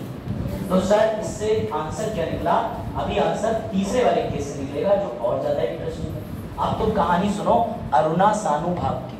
सर ऐसी कहानियां सुनाते रहो, बड़ा मजा आता है। हाँ बेटा, रेडियो 92.7 FM पे मैं ही आऊंगा। हाँ क्या हुआ? कोई डाउट? इधर कोई डाउट? क्या हुआ? कोई अपनी सास के बारे में जिक्र कर रहा है?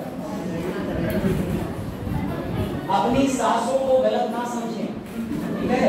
वो भिली थी, वो एक पर्टिकुलर मुकदमा था, आज जाते ही सास को सेल्फी में लेके कहीं ये ना दिखा। हाँ कोई डाउट?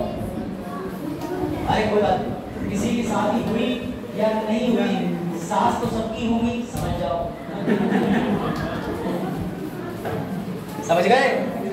हाँ तो भैया पति पत्नी जो मान चुके हैं, ऐसे रिश्ते जो निभा रहे हैं, आर्टिकल 21 में निष्ठा आती है, इसलिए मैंने बोला कि आर्टिकल 21 में निष्ठा भी आती है, तो अपनी प्राइवेसी रखो, समझ गए? अब जो लड़कियां लेट समझ रही हैं वो घर जाके भी हंस देंगे, मम्मी कहीं क्या हुआ?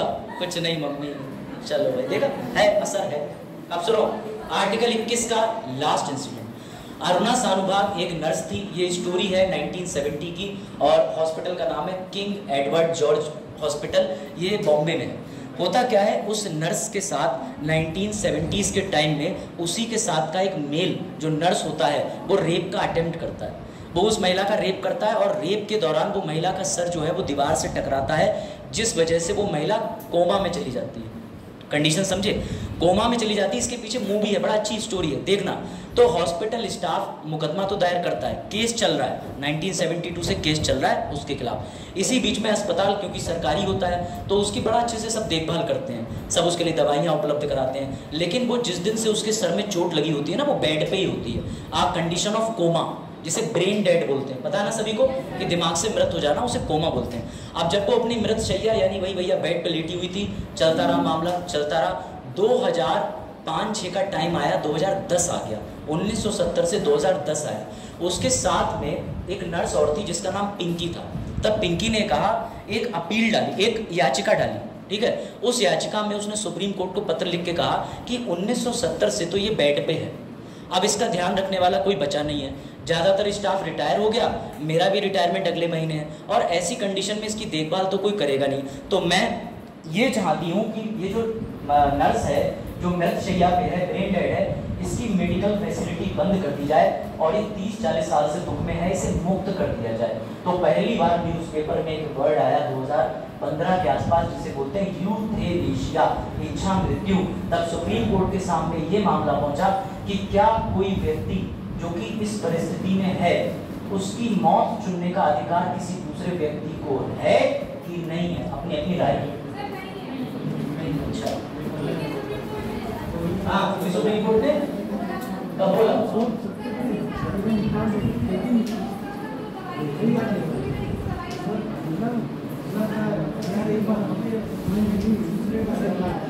देखो तुम लोग जो बातें करते हो बड़ा अच्छी लगती है, उसके पीछे पढ़ भी गया। जैसे फ्रेंड्स ने लाइन बोली, ये आप न्यायालय की समझ लोगे तो लेकिन लिखी कहाँ है? मेरी बात समझो, तुम्हारे दिमाग में, हाँ क्या हुआ बताओ नटी, क्या हुआ? चलो बड़े, अब ध्यान से सुनना। इस मामले में नूरी ने लाइन ठीक बताई, इन्होंने लाइन ठीक बताई। इस मामले में सुप्रीम कोर्ट ने ये कहा कि हम किसी व्यक्ति को जो कि खुद से मृत्यु की अनुमति नहीं दे सकती, हम उसका जीवन खत्म नहीं कर सकते। लेकिन 2018 में 2015 के 3 साल बाद अरुणा का केस 2015 में निर्णय आया। 2018 में ऐसे बहुत से मरीज थे जिनके साथ ये परिस्थिति थी, उनके यार दोस्त मित्र पुत्र जो भी हैं सब पहुंचे और न्यायालय में PIL दायर करी। PIL में तब सुप्रीम कोर्ट ने ये कहा, तब सुप्रीम कोर्ट को मानना पड़ा कि 2 तरीके हैं। पहला, एक डॉक्टरों का पैनल बनेगा, अगर वो पैनल अपनी रिपोर्ट लगा दे कि 0.1% चांस भी नहीं है कि ये सर्वाइव कर जाए।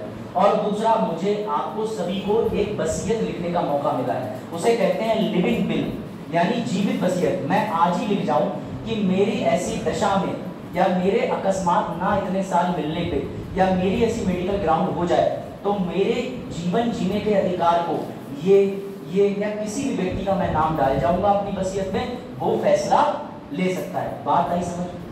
2018 में सुप्रीम कोर्ट ने ये कहा, लेकिन समस्या खत्म नहीं हुई। अभी 2023 तक मुझे तुम्हें लेके आना पड़ा 1980 से। अब आओ 2023 में, अभी हाल ही में जनवरी में सुप्रीम कोर्ट के सामने फिर से याचिका गई कि डॉक्टरों के पैनल का गठन होने में बहुत दिन लगते हैं, डॉक्टर को पकड़ने में मिलने में बहुत समय लगता है, मजिस्ट्रेट अपनी इन्वेस्टिगेशन कराता है, समय लगता है, बहुत से लोग वसीयत नहीं कर रहे हैं, समय लगता है, तो क्या करें? तब सुप्रीम कोर्ट ने अभी हाल ही में जनवरी में इस मामले में बहुत छूट प्रदान कर दी कि 24 से 48 घंटे के अंदर डॉक्टर को रिपोर्ट देनी पड़ेगी। बात आई समझ में? यानी इसमें और सख्ती ना दिखा के रुख नरमी का अपना लिया है। तो आप कह सकते हो कि यस सर, आर्टिकल 21 के अंदर जीवन जीने का अधिकार है, परंतु जीवन खत्म करने का अप्रत्यक्ष इनडायरेक्ट अधिकार है, डायरेक्ट नहीं। ये तुमने मम्मी से कहा हट जाओ, पापा हट जाओ, 11 बजे के बाद फोन नहीं उठा, सुबह के 4 हो गए, लाओ रस्सी लियो जरा, देख वीडियो देख, मर रहा हूँ। ऐसा हुआ था, इट वाज एन इंसिडेंट। अभी हाल ही में हर साल ऐसे ट्विटर और फेसबुक पे वाहियात चीजें होती हैं। ये मेंटल हेल्थ की बात मैं तुमसे कर रहा हूँ एज ए न्यूट्रिशन होने के नाते, ठीक है, मेरे पास एक डिग्री है साइकोलॉजी न्यूट्रिशन की, तो मैं कह सकता हूँ। वो ये है कि तुम्हारी मेंटल और तुम्हारी फिजिकल हेल्थ का जुड़ाव होता है। हमारे बॉडी के अंदर दिमाग में डोपामिन हाई होता है। डोपामिन समझते हो कि जैसे अभी तुमने कहा पढ़ना है सर से, हाई हो गया, फिर तुमने घर पहुंचे, किताब देखी, सोना है बस, तुम्हारा डोपामिन गिर गया। तो डोपामिन जब हाई होता है, हमेशा चीज़ों को टाइम दिया करो। एक एडवाइस मेरी मानो, लड़ाई हुई 6-7 घंटे सो लो, स्विच ऑफ। कहीं किसी से भी लड़ाई का मतलब ये नहीं तुमसे बात नहीं करूंगा, लड़कों से आपस में मन में विचार चलने, सो जाओ, रिलैक्स हो जाओ, इससे डोपामिन कंट्रोल हो जाता है। कभी भी तुम में से कोई, सब छोटे बड़े भाई, छोटे ही बड़े तो होंगे, तो अपनी मेंटल हेल्थ का ध्यान रखो। मेंटल हेल्थ तुम्हारी खराब कैसे हो रही है? मोबाइल से। एक YouTube short video, 2 YouTube short video, तीसरे में पता चला विदेश के नागरिक क्यों कर रहे हैं 3-3 शादी, हाँ जी देखेंगे। अब तुम्हारी मेंटल हेल्थ तो गई, तुम्हारी फिजिकल भी गई। फिर तुम आ रहे हो अगले दिन क्लास में, सर सऊदी अरेबिया में 12 शादी हो रही है, इंडिया में क्यों नहीं हो रही है? अत्याचार है, कम से कम 6 तो कराई दो। समझे? आर्टिकल 21, कोई डाउट? कोई डाउट? सर आपने आर्टिकल 22 पढ़ाने के लिए अब आगे बढ़ेंगे? जी हाँ। अब मैं तुम्हें एक मजे की बात बताऊं, तुम्हारा आर्टिकल 22 ना मैंने तुम्हें बातों बातों में पढ़ा दिया। अरे सर ऐसे कैसे? मजिस्ट्रेट के समक्ष प्रस्तुत करना, 24 घंटे के लिए ले जाना, न्यायिक हिरासत में ले जाना, यही आर्टिकल 22 कहता है। आर्टिकल 22 रोकता है अवैध हिरासत से। कोई व्यक्ति किसी को अवैध हिरासत में नहीं ले सकता 24 घंटे में, है जब तक कोई गुनाह ना करे, या फिर विधि द्वारा स्थापित प्रक्रिया से ही रोका जा सकता है। कैसे?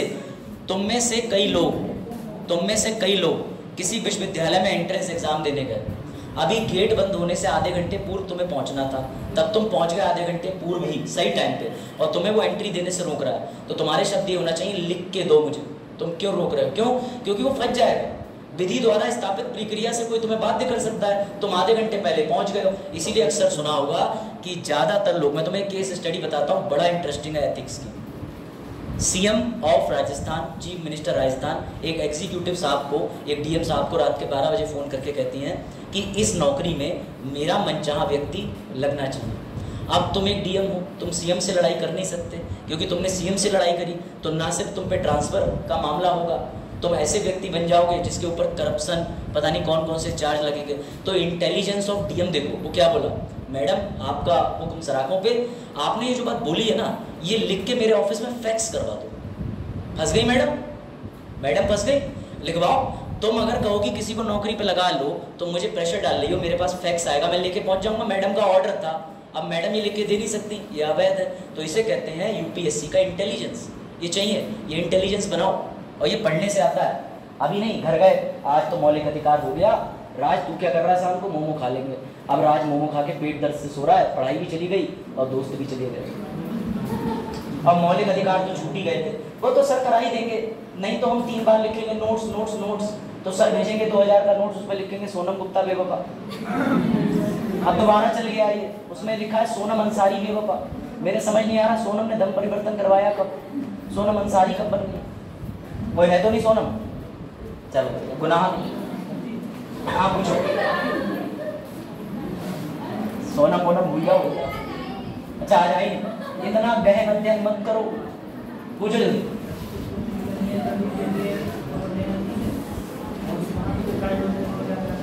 क्या हो जाता है? हाँ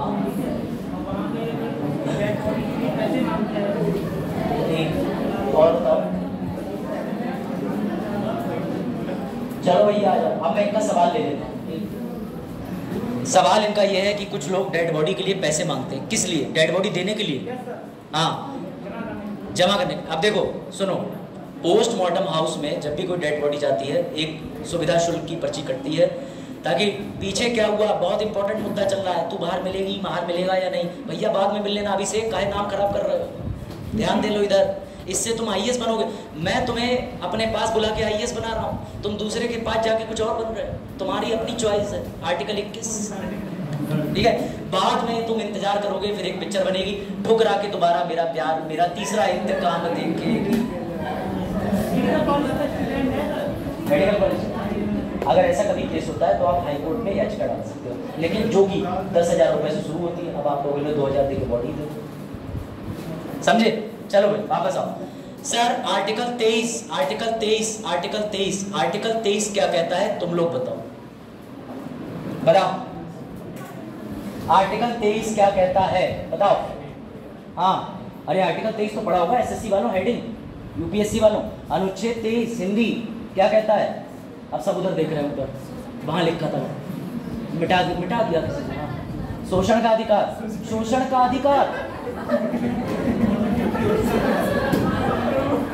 शोषण के विरुद्ध अधिकार, सर मेरे मोहल्ले में एक लड़का है, उसके बाल पकड़ के मैं खींचूंगा, शोषण का अधिकार। छोटे भाई के नाखून मार दिए, शोषण का अधिकार। कुत्ता किसी के ऊपर फेंक दिया, शोषण का अधिकार। बिटिया सही पढ़ लो। कोई और आर्टिकल 23 बताना चाहेगा? बताओ, फिर आगे बढ़े। तब तक वो जो लेटर घूम रहा था वो घूम रहा है कि नहीं चल रहा है? भैया उसे चला लेना, तुम्हारी सुविधा के लिए है वो, वरना प्रदीप जी तुम्हें आके फिर सख्त धमकी देंगे। हाँ, आर्टिकल 23 बताओ, बड़ा इंटरेस्टिंग है। आर्टिकल 23 शोषण के विरुद्ध अधिकार, लेकिन कौन से? पूरी लाइन पढ़ के बताओ। आर्टिकल 23 है क्या? हाँ,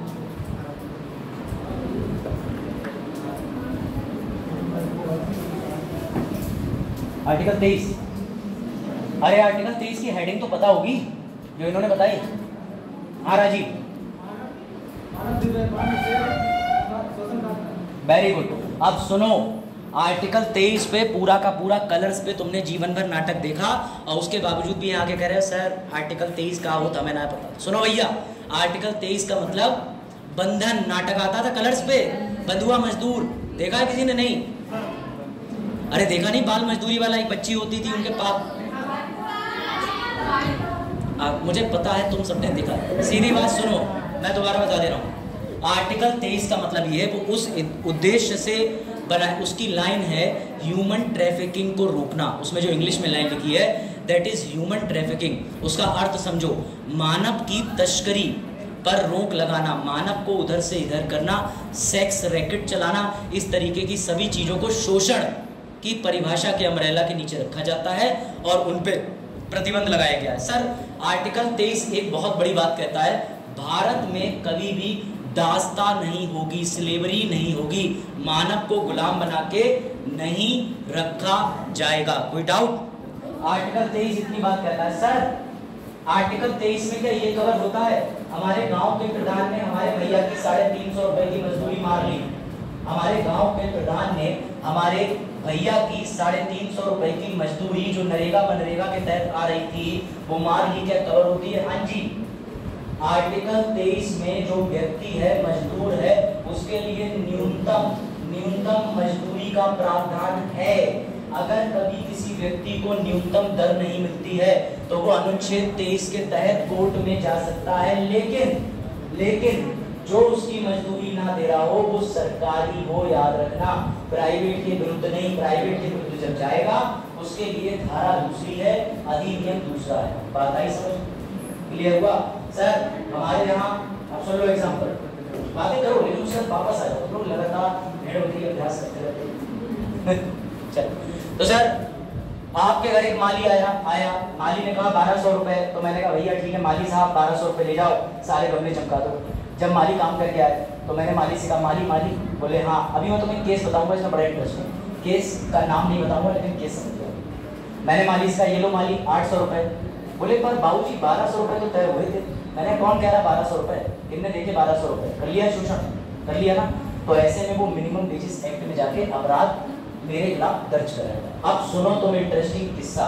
तुम में से कितने लोग बॉम्बे महाराष्ट्र गए हैं? मैंने उस दिन भी पूछा, इधर आगे से कोई बच्ची लेगी तो मैंने कहा दिया ही कौन बनेगा रोड।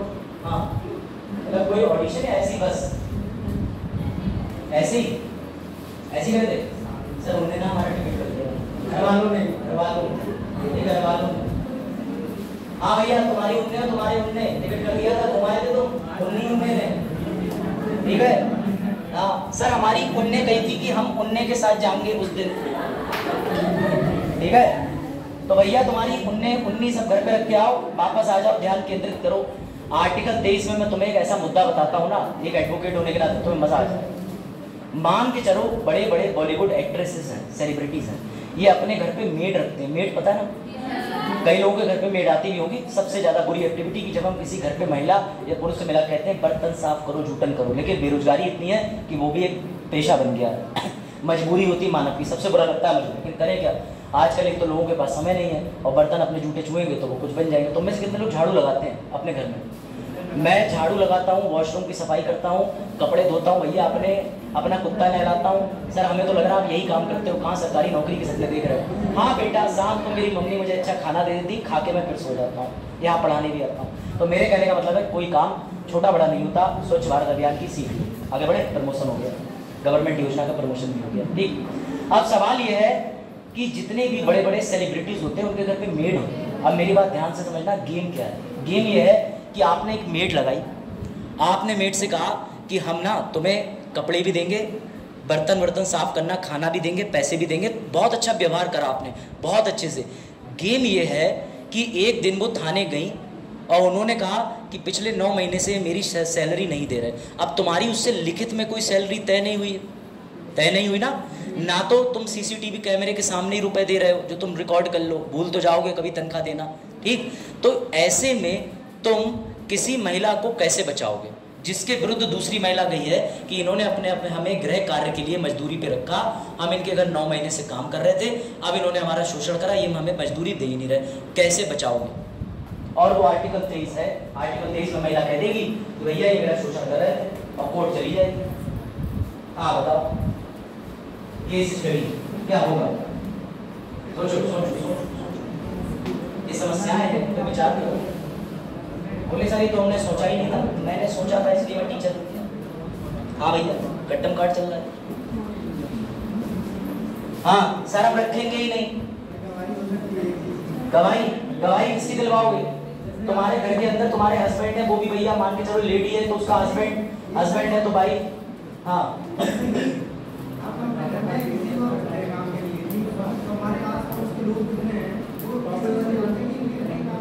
अच्छा, वो ये कहते हैं कि तुम्हारे भैया घर के अंदर का मसला है, क्या पता तुमने दिया या नहीं दिया, क्या पता तुमने करा या नहीं करा, बताओ। ऐसा ही केस मैंने लड़ा है, it is a case of Bombay where I was as a defence witness, और मेरे सामने ये समस्या आई तो मैं तुमसे डिस्कस कर रहा हूँ अपना live case, because I am a lawyer, I travel a lot, मैं बहुत जाता हूँ हवाई यात्रा में दूसरों को, या बुलाओ तो ऐसे कर सकते। हाँ बताओ, तो ऐसा जब केस आया मेरे सामने ना, तो इस केस में आप लीगली नहीं बच सकते, लीगली नहीं बच सकते, ऐसे नहीं बच सकते, क्योंकि उसके पास तो आर्टिकल है। सबसे पहली बात तो ये कि आर्टिकल 23 तुम्हें एक बेसिक आंसर देना चाहिए था कि सर राज्य के प्रति होता है, निजी व्यक्ति के खिलाफ कैसे हो गया? तो आर्टिकल 23 में तो कोई व्यक्ति किसी प्राइवेट व्यक्ति के खिलाफ नहीं जाएगा, इसके लिए एक एक्ट होता है मिनिमम वेजेस, जो अभी मैंने बोला। पहली चीज, उस मिनिमम वेजेस में लिखा है जो किसी भी प्रकार का लेबर कार्य करेगा, जो किसी भी प्रकार का लेबर कार्य करेगा, जो किसी भी प्रकार का लेबर कार्य करेगा, वो पहले रजिस्ट्रेशन एम्प्लॉयमेंट ऑफिस में कराएगा, विच इज कॉल्ड श्रम कार्ड। मैंने कहा मैडम श्रम कार्ड दिखा दो, हम मान लेंगे तुम्हारा शोषण हुआ है। She was not registered and I win the case. बात समझ? आप सुनो, दूसरी चीज, क्या चीज?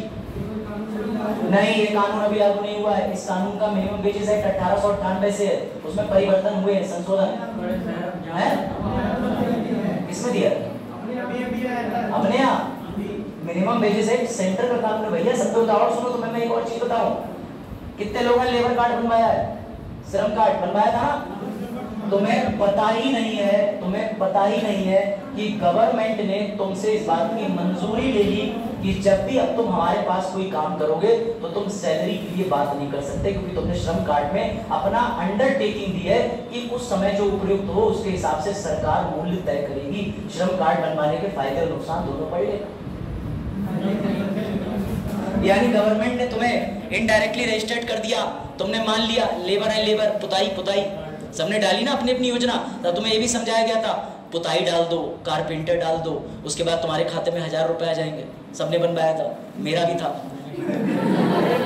मुझसे तो किसी ने कहा 24 इंची साइकिल मिलेगी, मैंने कहा उसे बेच लूंगा 2400। खैर, तो समझे, तो लेबर कार्ड, इसके पीछे कनेक्टिविटी समझो, ताकि तुम आर्टिकल 23 में कल को राज्य के खिलाफ ना चले जाओ। उसने पहले ही अपवाद बना दिया। अब तुम लेबर कार्ड बनवा रहे हो, छोटा भैया 8 साल का, तू भी बनवा ले, वो तो भला हो, उस पर आधार नहीं था, आधार है, तुमने उसे भी लेबर दिखा दिया। अब वो मम्मी से कह रहा है मेरी कुदाल और छेनी दे दो, भैया ने मुझे मजदूर बना दिया, मैं जा रहा हूँ रोड़े तोड़ूंगा। समझे बात को? आगे बढ़े। आर्टिकल 23 में दास्ता का अंत हो चुका, which is called slavery. Article 23 में बंधुआ मजदूर किसी को नहीं बना सकते। अब आ जाओ आर्टिकल 24 पे। आर्टिकल 24 बड़ा महत्वपूर्ण है। आर्टिकल 24 ये कहता है 14 साल तक के किसी भी बच्चे को, 14 साल तक के किसी भी बच्चे को तुम नॉन हजार्डस यानी गैर हानिकारक कंपनी में नहीं नौकरी पे रख सकते, लेकिन 14 साल से नीचे वालों को भी नहीं रख सकते किसी भी तरीके की कंपनी में, ये भी बात है। बच्चा 14 साल का है तो गैर हानिकारक में नहीं रखोगे, यानी गैर हानिकारक का मतलब ये है कि जो हानिकारक होंगी उसमें नहीं रखोगे, जैसे पटाखा फैक्ट्री, बारूद बनाने की फैक्ट्री, न्यूक्लियर फैक्ट्री, उसमें चाइल्ड लेबर नहीं होगी। लेकिन ये भी कह दिया है कि 14 साल से जो नीचे का शिशु है वो किसी भी तरीके के काम में नहीं जा सकता। अब मेरा सवाल तुमसे आता है बड़ा इंटरेस्टिंग कि सर आप कह रहे हो कि कोई भी 14 साल तक का बच्चा किसी भी तरीके के व्यवसाय में नहीं जा सकता, क्लियर है? मेरा सवाल ये, कैसे फ्लिपकार्ट ने अपने विज्ञापन में बच्चे दिखा दिए? कैसे तुमने हाथी राजा पिक्चर देखी, उसमें छोटा सा 6 साल का बच्चा हाथी के ऊपर बैठा और धड़ाम से गिर गया। अगर ये भी किसी प्रकार का व्यवसाय है और बालकों के लिए प्रतिबंध है, क्या हुआ? अरे हाँ जाओ, जो बस वाले जाओ, कोई इशू नहीं, जो बस वाले वो जा सकते हैं। कल मिलेंगे हम लोग, ठीक है अभिषेक? कल इसी टाइम पे। अरे बिल्कुल, खुश रहो, जाओ। क्या टेम्पू वाले लग रहे हैं? कौन क्या कह रहा है? ओला OLX मत करो, आ जाओ। क्या वो और कोई बस वाला जाना चाहता हो जिसके बस में बस नहीं हो, वो जाके दूसरी बस में बैठ जाए? धर्म है। 5-6 मिनट और कराते हैं, बंद कर देंगे, देखते हैं क्या करना है। हाँ बाकी लोग जाओ भैया, जल्दी जाओ, जल्दी, बस छूट गई। आप सुनो, आर्टिकल 24 में गेम, आर्टिकल 24 में वापस आओ। सर का सवाल ये है, मेरा सवाल ये है तुम प्यारे नवजात शिशुओं से, कि अगर तुम 14 साल से छोटे हो, हाँ पता मुझे नवजात नहीं हो, तुम तो नवजात लेके घूम रहे हो। नवजात ऐसे इधर आ, जाइए पर्ची दे आना उधर, उस पर्ची में लिखा हुआ है बबलू अब नहीं रहे। तुम हमेशा नेगेटिव ही सोचो। राजीव तुरंत उसके हाथ पे लगा, मैंने दी, मैंने पर्ची दी। राजीव गलत खबरें फैला रहे हैं समाज में। चलो भाई समझो, आर्टिकल 24 ये कहता है कि 14 साल तक का कोई भी बच्चा किसी प्रकार की फैक्ट्री में काम नहीं करेगा। तो फिर तुमने कैसे हाथी राजा पिक्चर में, अप्पू राजा पिक्चर में, या कोई भी पिक्चर है उसमें तुमने बच्चे को कैसे देख लिया? दूसरा सवाल ये, फ्लिपकार्ट का ऐड आता है जिसमें बच्चे दिखाए जाते हैं, कैसे, क्यों, किस लिए दिखाए गए, बताओ। कंपनी की परिभाषा में बिल्कुल मत जाना, एंटरटेनमेंट इंडस्ट्री बोला जाता है, वो फैक्ट्री है, फैक्ट्री ऐसी जो मनोरंजन बना रही है। और बताओ, तुम नहीं घुमा पाओगे। और बताओ, और बताओ।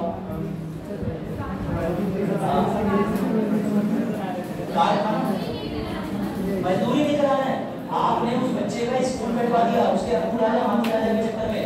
आपको घर आके आया, मम्मी मम्मी हाथी राजा कहाँ चले, तो मेरे बेटा पढ़ लेता, पहले तो पैसे कमा लो बच्चे से। धार्मिक स्वतंत्रता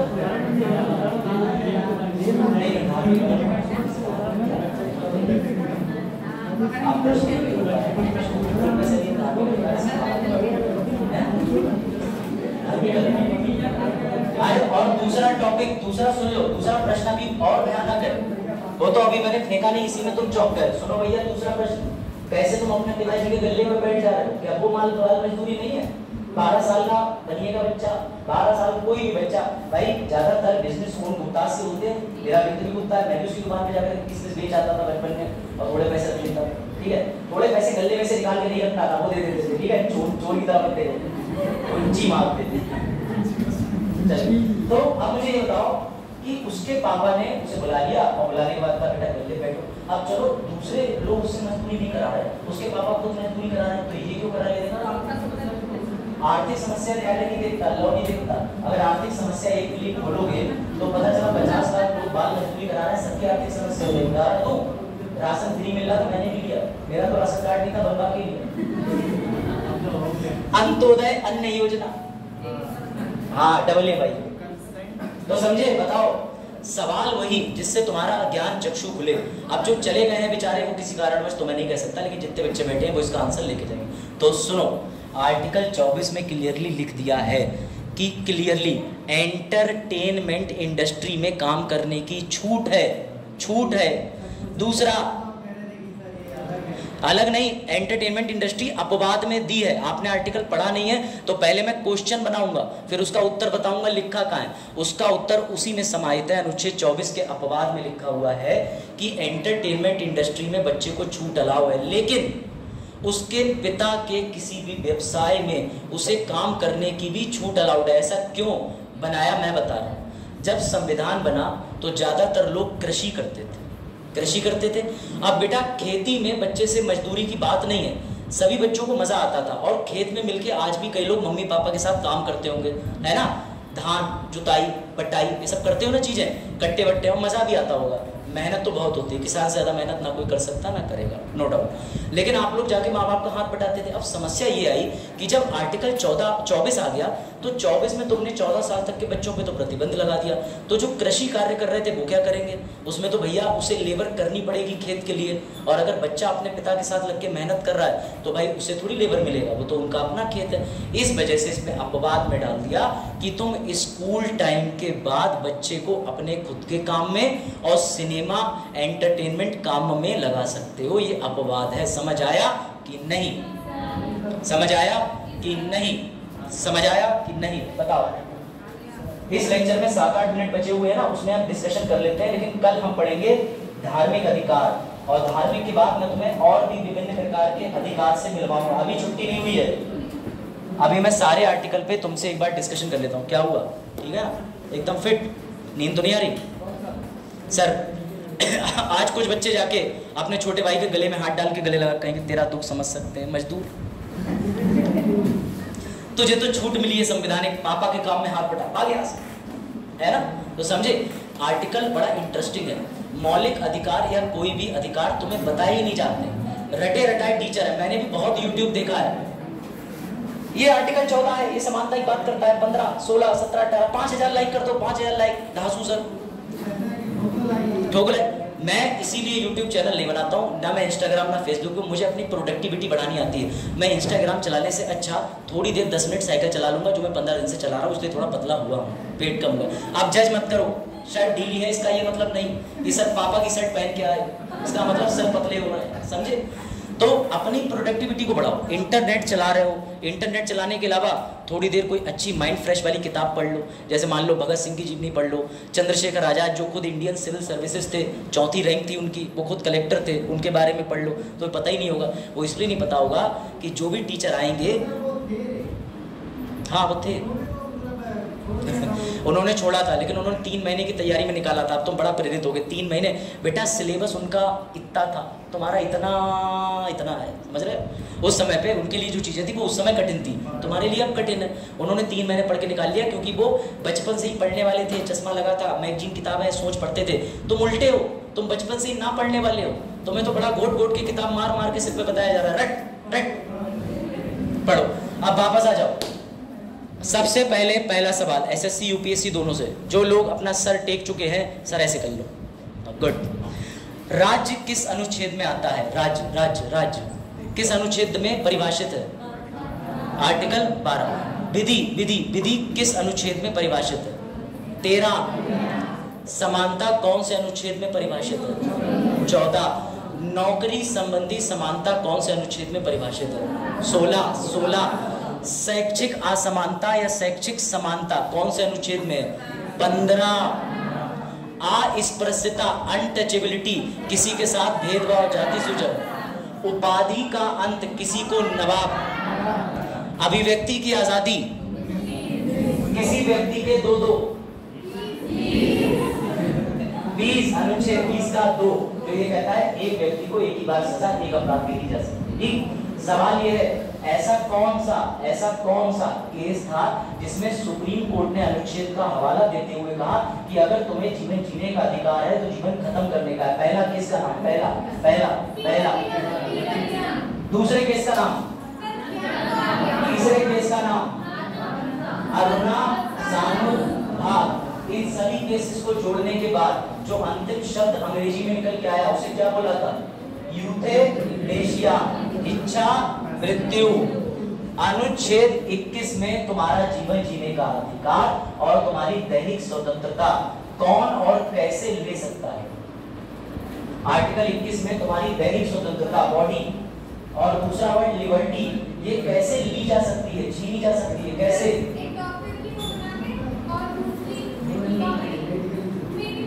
वो आपने मेडिकल वाला इच्छा मृत्यु बनाया। मेरा सवाल समझो, तुम्हारे शरीर और तुम्हारी आजादी की बात कर रहा हूँ। लाइफ वाला आप सही बता रहे हैं, लिबर्टी लिबर्टी।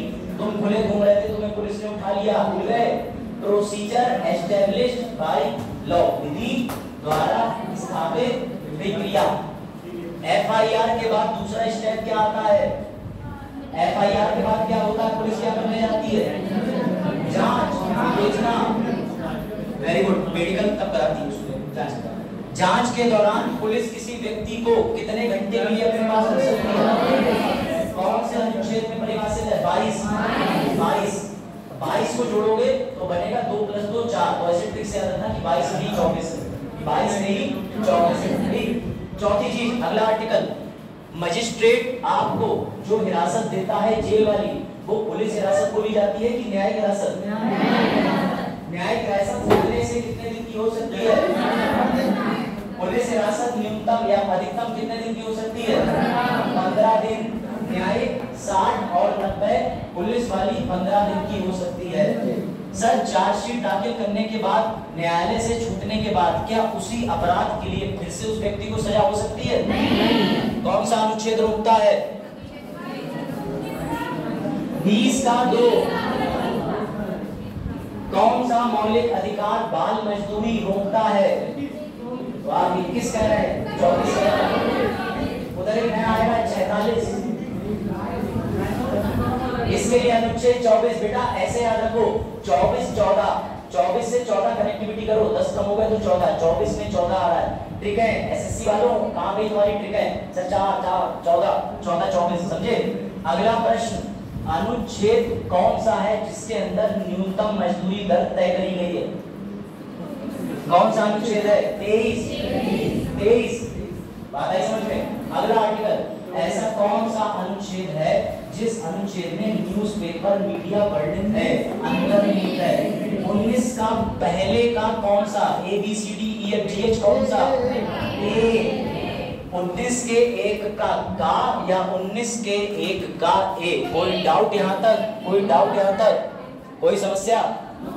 चलो फिर, यहाँ तक कोई समस्या तो नहीं। अब सबसे जटिल क्वेश्चन, मौलिक अधिकार नकारात्मक है कि सकारात्मक? सकारात्मक वाले हाथ उठाएं। अब उठाओ, अब पूरे क्लास सस्ता नशा हाथ उठाओ जो कह रहे हैं सकारात्मक है, हाथ उठाओ। नकारात्मक वाले हाथ उठाएं। कुछ ऐसे हम ना उठाओ भैया, मत उठाओ, मैं तुम्हारे दोनों हाथ आके नहीं उठाऊंगा। वहां इंटरव्यू में भी कहना अपना नाम बताओ, हम क्या बता रहे। वो कहेगा पर हम बता रहे हैं, तुम्हारी पोस्टिंग नहीं, तुम्हें ब्लैकलिस्ट किया जा रहा है। अब तुम आईएएस बनने नहीं आ सकते, अब तुम बाहर जाओ, सफेद पट्टी पहनो, गिलास लेके आओ। हाँ, फिर से सुनो, मेरा सवाल क्या था कि मौलिक अधिकार नकारात्मक क्यों है? क्योंकि भैया वो सरकार को रोकते हैं, वो सरकार को रोक रहे। मैंने कहा कि तुम्हारी समानता आज से मैं खत्म कर दूंगा, मैं हूँ आर्टिकल 12, तो ये चले गए कोर्ट ने कहा अच्छा अभी तुम्हें हम मिलवाते हैं नकारात्मक चीज से जो तुम्हें रोक देगी, तो मेरे लिए क्या हो गई? नकारात्मक हुई कि नहीं? बात आई समझ में कि नहीं? चलो भाई, एक फ्लो में जिस बच्चे को पढ़ा करूंगा कोई बताया गया, जिसकी तरफ पूरी पहुंची कोई बताओ। दैनिक और आपको आजादी किसमें मिलती है? लाइफ और लिबर्टी, कौन सा आर्टिकल? आप यही बोलेंगे सर। दैनिक स्वतंत्रता कौन से अनुच्छेद में मिलती है? दैनिक शरीर से संबंधित। हाँ, अरे भैया जब तुम 21 साल के हो जाओगे तब तुम कांड करोगे, मेरा शरीर मैं कुछ भी करूं, समझ गए? ऐसे याद रखो। अगला, अनटचेबिलिटी वाला कौन सा आर्टिकल है? अनटचेबिलिटी वाला, अस्पृश्यता वाला, अनटचेबिलिटी का आर्टिकल 17। सर मैं तो 18 का हो जाऊंगा ना तभी मैं मशीन छूंगा, उससे पहले 1 साल तक मुझे किसी को नहीं छूना, आर्टिकल 17। ठीक है यार, रखो ना अपने दिमाग से, आए भूल जा रहे थे। अब तुम ट्रिक खुद बनवा लो हमसे, सबका ममीज करा लो। सर आप संडे क्या कर रहे हो? पेपर भी ले आओ।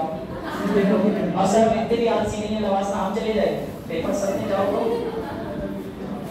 अगला क्वेश्चन, जो क्वेश्चन आए हैं एसएससी में, वो प्रोसीजर, विधि द्वारा स्थापित प्रक्रिया कौन से अनुच्छेद में है? एसएससी विधि द्वारा स्थापित प्रक्रिया कौन से अनुच्छेद में बताई गई है? एसएससी बताओ।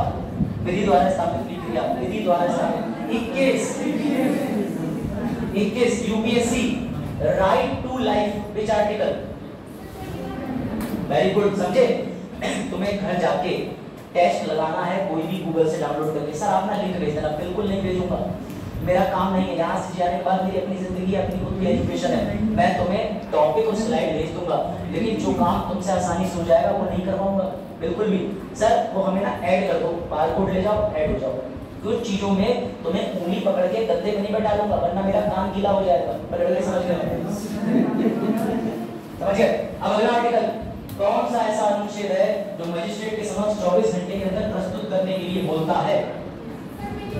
22, आर्टिकल 22 में ही 24 है, आर्टिकल 22 में ही 24 है, बताया तो था।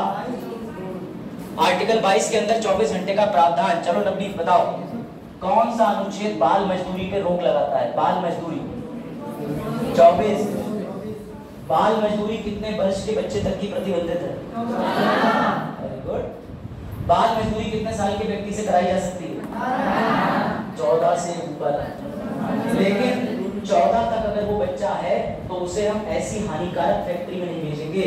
कि तमिलनाडु का एक केस था, तुम लोग कभी ऑब्जर्व नहीं करते हो, पटाखा है जी घर में, वैसा क्या कह रहे हो हमारे इंस्टाग्राम में भी, बेटा वो वाला पटाखा नहीं, दूसरा वाला पटाखा, बुलेट वाला नहीं, ठीक है? समझो तुम लोग, तुम्हारे ज्ञान चक्षु की जगह और सारे चक्षु खुले हैं, कितना भी जोक मार दो तो तुम पकड़ लेते हो। लेकिन आर्टिकल 21 पूछते एकदम मिर्गी का दौड़ा आ जाए तब भी नहीं। आर्टिकल 21 पढ़ा है हमें ना पता, सर ने तो 5 से 6 पढ़ा था, तो ये लग रहा था। तो भैया लिखा करो, इसलिए मैंने कहा क्लास के अंदर रनिंग राइटिंग में मैं इसलिए लिखने के लिए बोलूंगा अब तुम्हें आगे से, क्योंकि ताकि तुम्हारी जो चीज़ है ना लिख लो। अगर तुम सिर्फ बैठे रहोगे तो तुम्हें नींद भी आएगी, याद भी आएगी उनकी 19 और 19, ठीक है? हाँ समझे, 19 और 19 की 19 कही थी, याद कर लेना, सही है? और ज्यादा ना पढ़ा करो अभिषेक सर से, तुम्हारी आंखों का नूर चला गया। वो आदमी बहुत पढ़ाता है। हमारी उन्ने कहिए सर हम तो 1 ही घंटे पढ़ पाएंगे, क्योंकि हमारी उन्ने कहिए तुम्हारी आंखें काली हो जाएंगी तो मम्मी मना कर देंगी, सही है? तो भैया तुम्हारा नूर किसी काम का नहीं, तुम नूरी शायर बन के रह जाओगे। अब नूरी का मतलब नूरी का नाम नहीं, देखा? यही क्लास के अंदर वाइब है, किसी का नाम ले लो उसे जानते हो, लेकिन ये कह दो कि शिशु अपराध कहाँ है? आर्टिकल 14, आर्टिकल 21 क्या कह रहा है? छत पे ना लिखा सर जी, स्लाइड है छत पे चलाया करो, ऊपर से देख लो क्या होगा तुम्हारा।